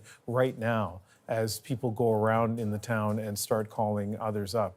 There's almost just a real sense of strength in terms of the people that we were talking to, but I think the worst has happened with the shootings, but in terms of those who have survived, the worst has yet to come for them, because the people we talked to, at least this evening, don't yet know the names of those who have died. They're going to find that out pretty quickly. Terrible. When something happens that is this catastrophic, the questions come flooding in. You have covered a lot of news conferences like these. You've unfortunately covered a lot of shootings like these. There wasn't a lot of information about the weapons, about what happened. And I think sometimes people get acclimatized to seeing these terrible news conferences out of the United States where there's a lot more information. Are you learning anything more about the weapons or what happened? I mean, look, I know that people who aren't in the news business sometimes get frustrated by those of us who are. When we get frustrated about the lack of information in a news conference, that commanding officer for the RCMP district is in Prince George, not in Tumbler Ridge. I'm sure from his members he's heard some pretty harrowing stories. But I was a little surprised, Adrian, honestly, at how little detail there was in that news conference on some issues for which there could have been a detail for. And I know you're going to interrupt me, as you should, as soon as Premier Eby begins to speak. But until then, let me just say, for example, a question that one of our colleagues asked at the news conference, what weapons were used here? You got to think that the person who did the shooting, who then killed themselves, their weapons would have been right there. And the RCMP saying at this point that they can't answer that question. In terms of what connection the shooter had to the school, were they a student? Had they been a student? They can't answer that now. And as I heard that, I thought, does that mean you aren't able to identify the person, or you're not willing to answer that? What connection was there between the shooter and the two people who were killed off-site? I remember another school shooting where people were killed off-site. Pretty sure in that situation, the shooter had a family connection to those off-site. Another thing Ian, that I'm the just going to RCMP interrupt couldn't you answer. for a moment. Absolutely. Let's go listen to BC Premier David Eby. This is a devastating and unimaginable tragedy. We can't imagine what the community is going through, but I know it's causing us all to hug our kids a little bit tighter tonight. I'm just out of an update with RCMP leadership, Dwayne McDonald. I want to thank him for being available this evening, and a conversation with the Prime Minister about this terrible tragedy. Here's the latest information that we have. I understand that there are 10 people in total who are dead, 2 different sites. 8 of the people who died as a result of the shootings were at the school, including an individual we understand is the suspected shooter, who is believed to have died of a self-inflicted gunshot wound. There are about 25 people who have been triaged by health authorities with various physical injuries, some profoundly serious, and some more minor injuries. Right now, information is very limited as police do their work, and the RCMP has asked for patience as they work through methodically to ensure that they are supporting families and getting to the bottom of what happened today.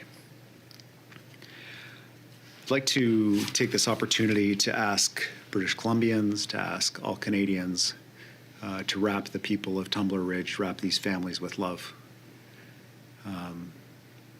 Not just tonight, but tomorrow and into the future. This is something that will reverberate for years to come.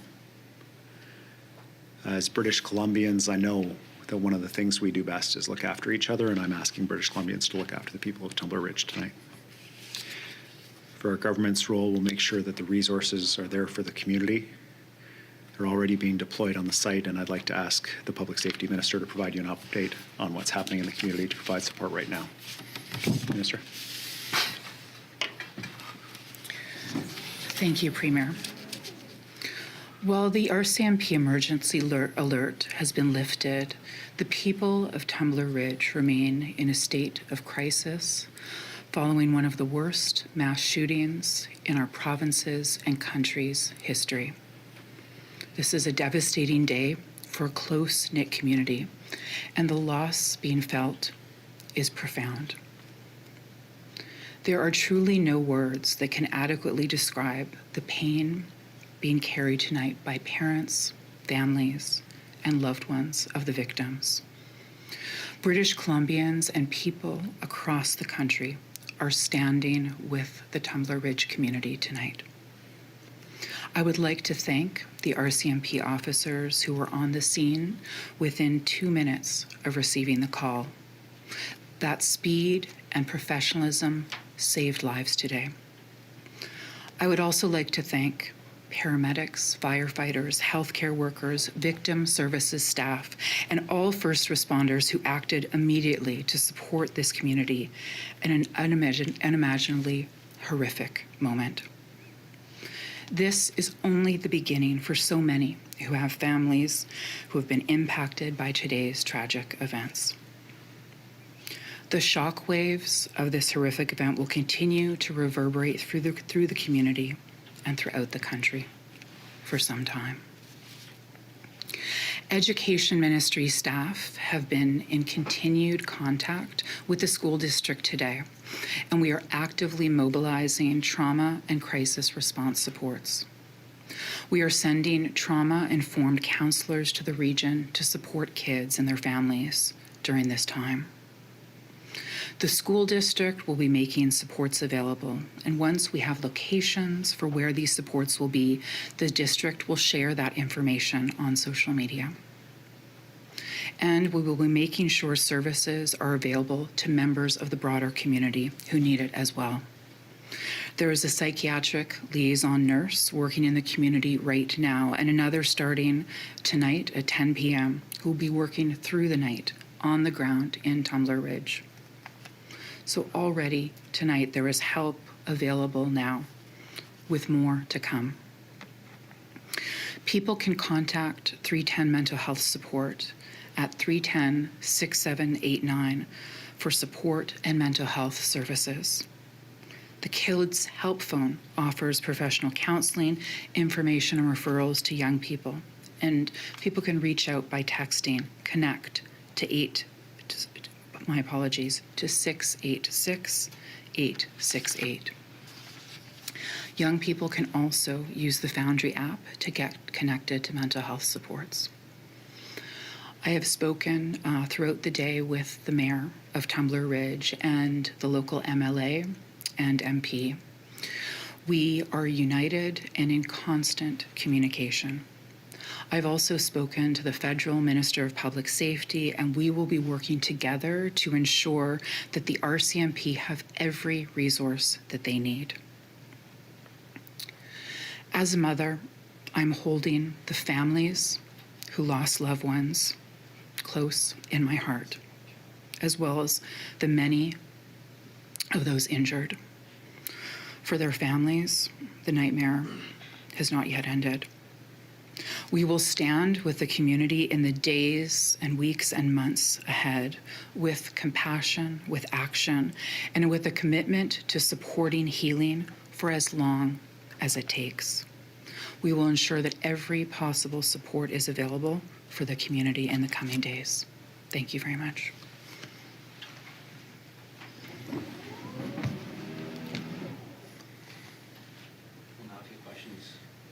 We'll now take questions from the media. For media in the room, please come to join us at the microphone here. State your name and outlet, and the Premier will answer your question. Thank you. Good evening. Michelle Morton here with CBC. Can you tell me a bit more about the specifics in regards to medical care being sent up, if any additional? We're hearing about 25 people being sent for care related to serious and non-life-threatening injuries. What we can share right now is there were 25 individuals who were triaged for medical care, varying degrees of severity of injury. BC EHS will be providing an update this evening about more specifics related to care, where people are, and so on. Even to hearing over the past couple of weeks, we've heard about schools being threatened in Coquitlam, for example, in that area, and now hearing about this situation in Tumbler Ridge. what's your message to parents who might feel uneasy sending their kids to school right now? Well, I mean, it's hard to know what to say on a night like tonight. This is the kind of thing that feels like it happens in other places and not close to home in a way that that this feels for so many British Columbians and Canadians. The devastation these families face, it's just impossible to understand what they're going through without going through it yourself. But I can say for myself, and I'm sure for many British Columbians, many Canadians, it makes us think about our kids' safety when they're going to school. We take it for granted. You go to school, you come home safe. And events like this give us pause about that safety that many Canadians have the privilege to enjoy across this country. In the days and weeks to come, we'll look at this incident and try to understand what opportunities there are to learn from an unspeakable tragedy like this. But for tonight, it's about making sure that those families are receiving all the supports that they can. Do you know when we'll learn more about the investigation as well? Yes, RCMP have asked for patience right now. They understand that British Columbians, people of Tumbler Ridge, want to know everything possible to try to make sense of what happened in Tumbler Ridge today. They have work to do on the ground. They've advised that the community is safe and secure, that the threat is over from this incident. But the work for them and for the community is ongoing. They'll provide details as often and as comprehensively as they can going forward. And we'll follow the police lead on being able to provide additional information. And knowing how devastated the community must be, what is your biggest concern right now? My biggest concern is for the people who have to live with this tragedy, those who are physically injured, for their physical safety, and for those who have endured a trauma that will be with them for the rest of their lives, and how we can support them going forward. That's why I ask for people across the country to do what we can to send love and support to that community right now, because they sure need it. Thanks for taking my question. I'm a reporter from the Canadian Press. I wonder for me and Nina, do you know more details about the victims? Like, are they students? And will you and Nina travel to Tumbler Ridge in upcoming days to visit the families and the victims' families? Yes. Yes, I expect to be up to Tumbler Ridge as quickly as possible to visit the community and provide support however I can. Police advise at this point they're still reaching out to families, still reaching out to relatives, next of kin, and so at this point aren't able to share any details about those who have passed away. But I expect that we'll be hearing that information shortly from police. Thank you. And during your conversation with Prime Minister Carney, what did he say to you? Thank you.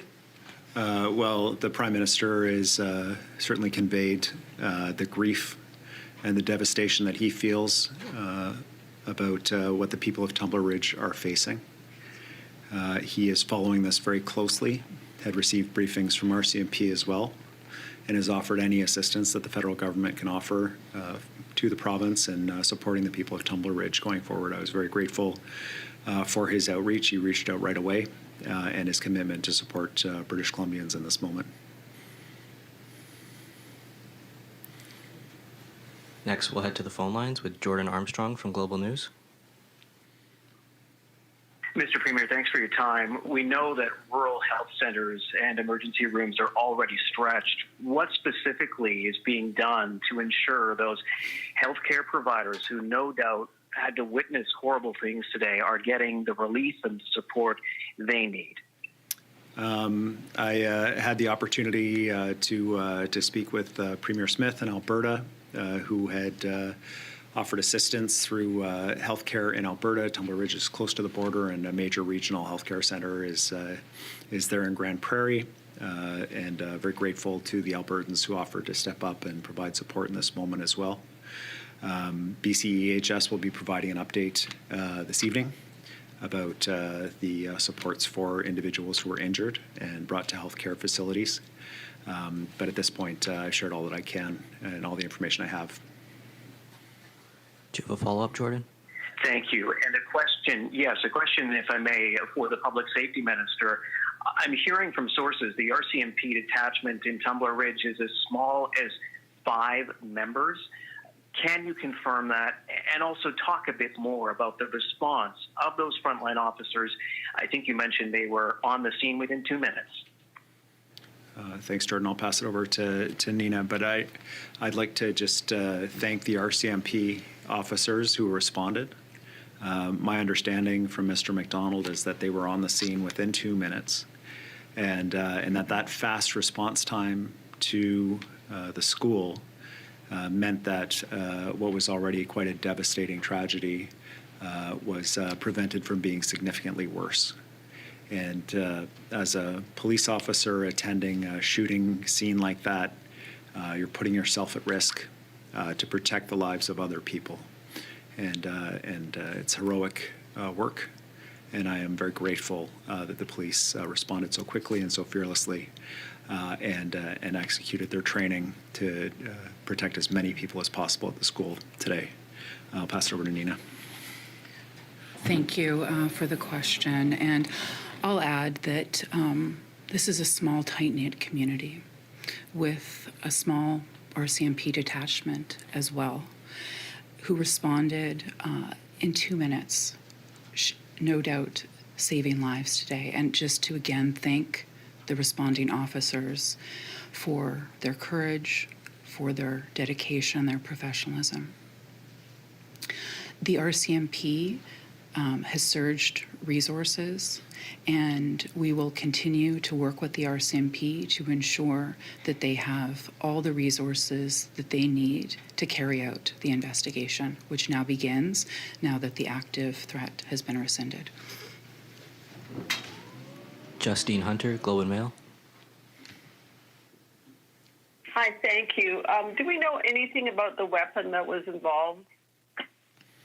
I don't have any information from RCMP about the weapon that was involved in this incident. Do you have a follow-up, Justine?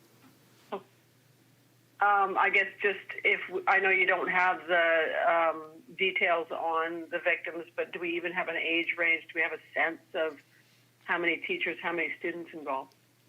I asked the RCMP a very similar question, Justine, and they advised at this point, given that they're still notifying families, relatives, that they were unable to release that information as they wanted to make sure they notified the families first. Next, we'll head to Trent Ernst from Tumbler Ridge Lines. Hi, this might be better targeted at BCEHS, but 12 hours ago, the biggest story here in Tumbler Ridge was the fact that there was no coverage in the emergency room after 5 o'clock. I'm assuming that in a situation like this, there is exceptional coverage, but do you know what's happening with that? Are they going to bring in additional doctors, or is it, just going to be shipping people off to Dawson Creek and Fort St. John? So the best information that we can share at this point is that BCEHS will be providing an update this evening about those 25 individuals who received various injuries, physical injuries today. I don't have any other information to share. The health center in Tumbler Ridge is a small center. We had offers of assistance from Alberta. I know that there were medical evacuation services made available, air ambulance and so on, but I don't have any details about any of that, and I would encourage you to wait for the EHS update. Trent, do you have a follow-up? No, I'm good, thanks. Okay. Next, we'll head to Cecilia Hua from City News. Hi there. Thanks for taking my question. For Minister Krieger, we heard that there was additional police response from neighboring communities as well. So if you can elaborate more on that. We heard there were police from Chetwynd and helicopter support as well. Yes, thank you. As I said, this is a small community with a small detachment, and again, grateful for the officers' quick response. And they were indeed supported by RCMP from surrounding communities, while the alert to shelter in place remained. And certainly during that time, ensuring the safety of all community members was the utmost priority. And now that that alert has come to an end, we'll continue to ensure that RCMP resources are made available to support the investigation. Cecilia, do you have a follow-up? Yes, local RCMP have not yet released the suspect's identity, but we're hearing from multiple people within the community that there seems to be a consensus of, who this might be. So I was wondering if you, in your conversation with the RCMP, if they plan on releasing that identity tonight or in the next few hours. I don't know what RCMP plans are about releasing the identity of the individual that is the suspected shooter in this incident. The RCMP will be providing that updated information as they can going forward. What they've asked for right now is patience.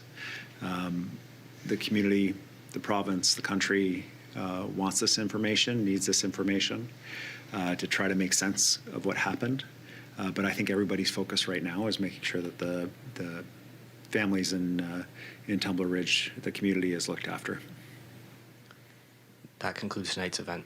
Great. Thanks very much, everybody. Thanks for being Thank you.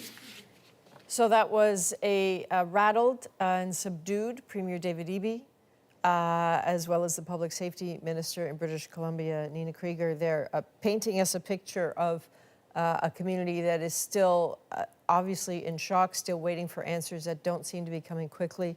At one point, they described the RCMP detachment. One reporter suggested it may have only had 5 people in it, and yet they arrived 2 minutes after the first call. But now they are trying to get in touch with all the family members, obviously, of those who died. But also, that is the explanation for not knowing who the suspect is, because they're still trying to connect with family members.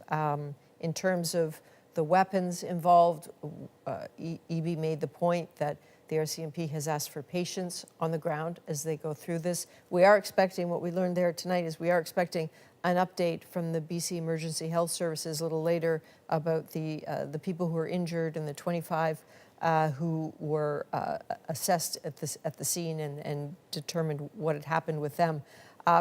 To give you a sense of the size of this community, a reporter from Tumbler Ridge made the point that up until 6 p.m. Tonight, the biggest story of concern in Tumbler Ridge was that after 6 p.m. at night, BC time, there was no cover in the emergency rooms. So the concern has been, are people being cared for properly? We're hearing, obviously, from Alberta, which is right next door, not that far away, that there are offers of assistance there as well. So there's a lot more to say about this. Certainly the tone of this is interesting. The fatigue and the fear on the part of the people in Tumbler Ridge is real. I just want to bring in Ian again, if I can, who's with us throughout this tonight. Ian, the effort to describe the help that is available for people with the mental health services who are really going to need it. What did you intuit from that news conference? What feeling did that leave you with? Yeah, I mean, I think everybody's struggling with this, with how to react to this, right? And we've seen the Prime Minister make a statement, the Leader of the Opposition, the Premier, the Public Safety Minister. I spoke to the provincial critic for public safety. I spoke to the Mayor of Tumbler Ridge, the Mayor of Chetwynd, a community about an hour away. Nobody has anything more profound or insightful to say other than they're reeling and they'll provide whatever supports they can. And in terms of the mental trauma, again, unimaginable to think of those students and teachers who were in the school as this killing happened. The first responders, as you point out, this small RCMP detachment that presumably, was dealing with people who were speeding on the streets at 11 o'clock in the morning, and then all of a sudden, in the middle of the early afternoon, they have to respond to this. We're going to hear a lot, I'm sure, about trauma in this town. Actually, I'm heading up to Tumbler Ridge tomorrow, and with, some trepidation, honestly, walking into that community and making sure that what we do in our coverage tomorrow doesn't add to the trauma that people already have. But there's a lot of it there. I was saying, Adrian, earlier that it almost feels like a cliche in a story that involves the school to talk about trauma counselors being sent, but there's nothing cliched about the need for that tomorrow. And boy, there are going to be a lot of people that need to talk to a lot of people to come to grips with what's happened today. And the Premier, Ian, was also talking about a request that people think about and look after the people of Tumbler Ridge. And we're already hearing that people from Portapique, the site of that horrific mass shooting, have reached out to the people of Tumbler Ridge. They unfortunately have experience with this. So from one side of the country reaching out to the other to say, we will be with you in this. I think too about the trauma of realizing how that these people involved, but also if you think about the alert that was sent out to the public in Tumbler Ridge to shelter in place. We're talking about 2 p.m. Pacific time when that alert came out. It lasted until around 6 p.m. So that is 4 hours where people were sheltering in place with no clue what was going on. As I understand it, in some ways, you and the team in BC were the ones providing information to people. Because they had heard rumors, even those who had sheltered in place, but they were resisting those rumors quite rightly. And so, there were some situations where we were talking to people who either were listening to or watching our coverage, or in the sort of preamble to the interview, we told them what had happened, and they were, obviously they were shocked by what had happened. And the other thing is this shelter in place warning. I don't know if this always is the case, but as I was reading what the RCMP sent out, it was, it really spoke to the level of threat that may have existed there, because there had been, as there often are, rumors, reports of maybe multiple shooters. And as is almost always the case, there weren't. There was just the one. But part of that shelter in place warning was to be alert, don't wear headphones, be very aware of your surroundings, be prepared to barricade where you are. And once you're safe, if you see something, to call 911.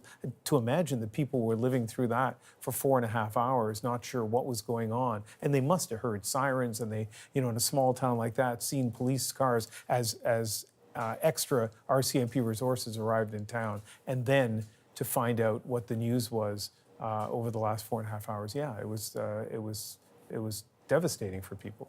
And an RCMP detachment, if this is accurate, of just over 5, clearly overwhelmed in that moment, not knowing where to go. Over the course of the evening, we've been hearing from people, Ian, who were at the school, who had children at the school, and I think we have somebody on the line who you and I can speak with, and that's Darian Quist, who's a grade 12 student at Tumbler Ridge Secondary School. Hi there, Darian, and your mother, Shelley. I'm really, what a terrible thing to meet you like this, and I'm really sorry that we have to have this conversation, and I know it sounds trite to say I hope you're okay, but I can't imagine what you've been through, Darian. What's your sense of, do you have any sense of what happened, or can you tell us where you were? Yeah, I can. So, I was just getting off my spare block, and I was in the mechanics classroom preparing to do some work on my car when the alarm went off that I've never heard before. And our principal goes throughout the halls, and she's saying, people close your doors, lock down, stuff like that. I thought it was a secure and hold and something like that at first, but once things started circulating, we realized how serious it really was. So we all barricaded up the doors with some iron tables and sat in that room for around 2 hours. I was on my phone with my mother the entire time. And about 2 hours and 30 minutes passed when we went onto lockdown. RCMP got in. We're telling everyone to put their hands up, and we were all escorted out of the building and sent towards the community center where I met up with her in person. And in that whole time, Darian, did you hear anything? No, I did not.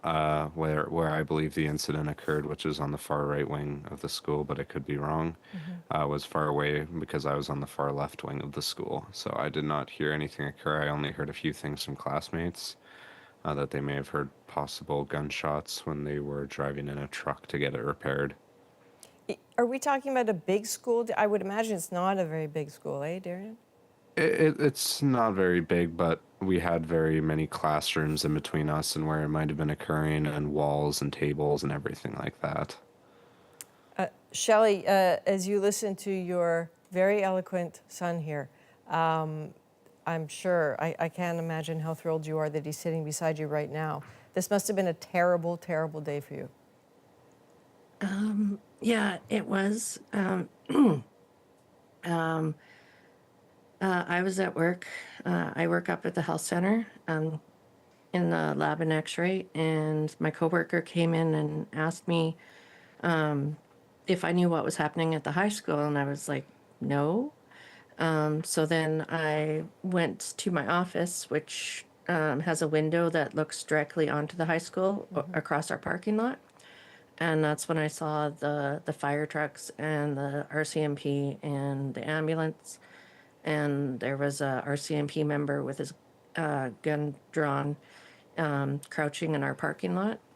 And then that's when I got a hold of Darian, and I just told him to keep me on the phone. And that's kind of what he did until the RCMP were able to get the kids out of the mechanics classroom and to the community center. And as someone who works in healthcare, did you then have to go to work?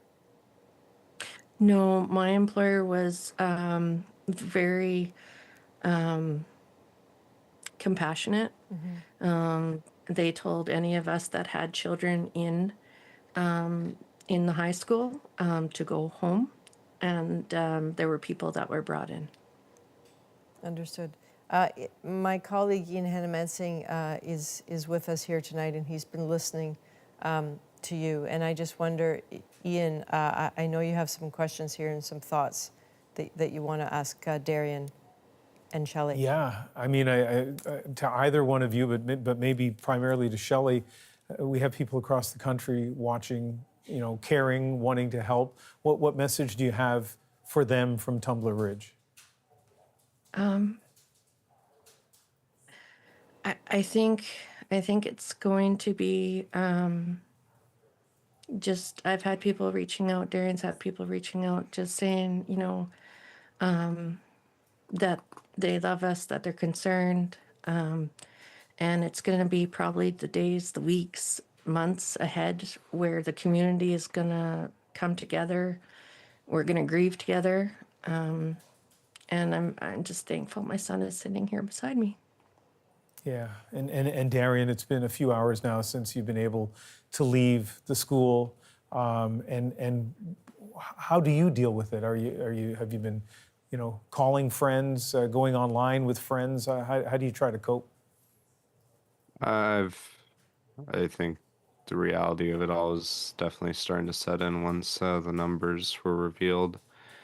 And I'm just sticking close to family, people that I know, and just trying to, I think, keep my mind off of it a lot. But adding on to what Shelley said, we just all need to work together as the close community that we are and make sure that everyone affected by this tragedy today gets the proper help and support that they need to keep on moving. That you're willing to talk to us tonight, your thoughtfulness, your eloquence, both of you, we appreciate it so much. Adrian? Yeah, I agree. Ian, thank you very much. Shelley and Darian, look after yourselves and your community if you can. Thank you. Take care. Thank you. So that's Darian Quist, a grade 12 student at Tumbler Ridge Secondary School, and his very relieved mother, both of them very shaken, Shelley Quist. So for those of you who maybe aren't familiar with Tumbler Ridge, this is a place that's situated in the northeastern Rockies. We're talking about over 1,000 kilometers northeast of Vancouver, just west of Dawson Creek. As we've been telling you, 6 people were found dead inside the high school. That's Tumbler Ridge Secondary School. So the CBC's Nicole Aud managed to get to that community. She's right outside that school now. Nicole, it's dark, it's nighttime. What is happening at the school? Describe what's happening if you can. Yeah, it is.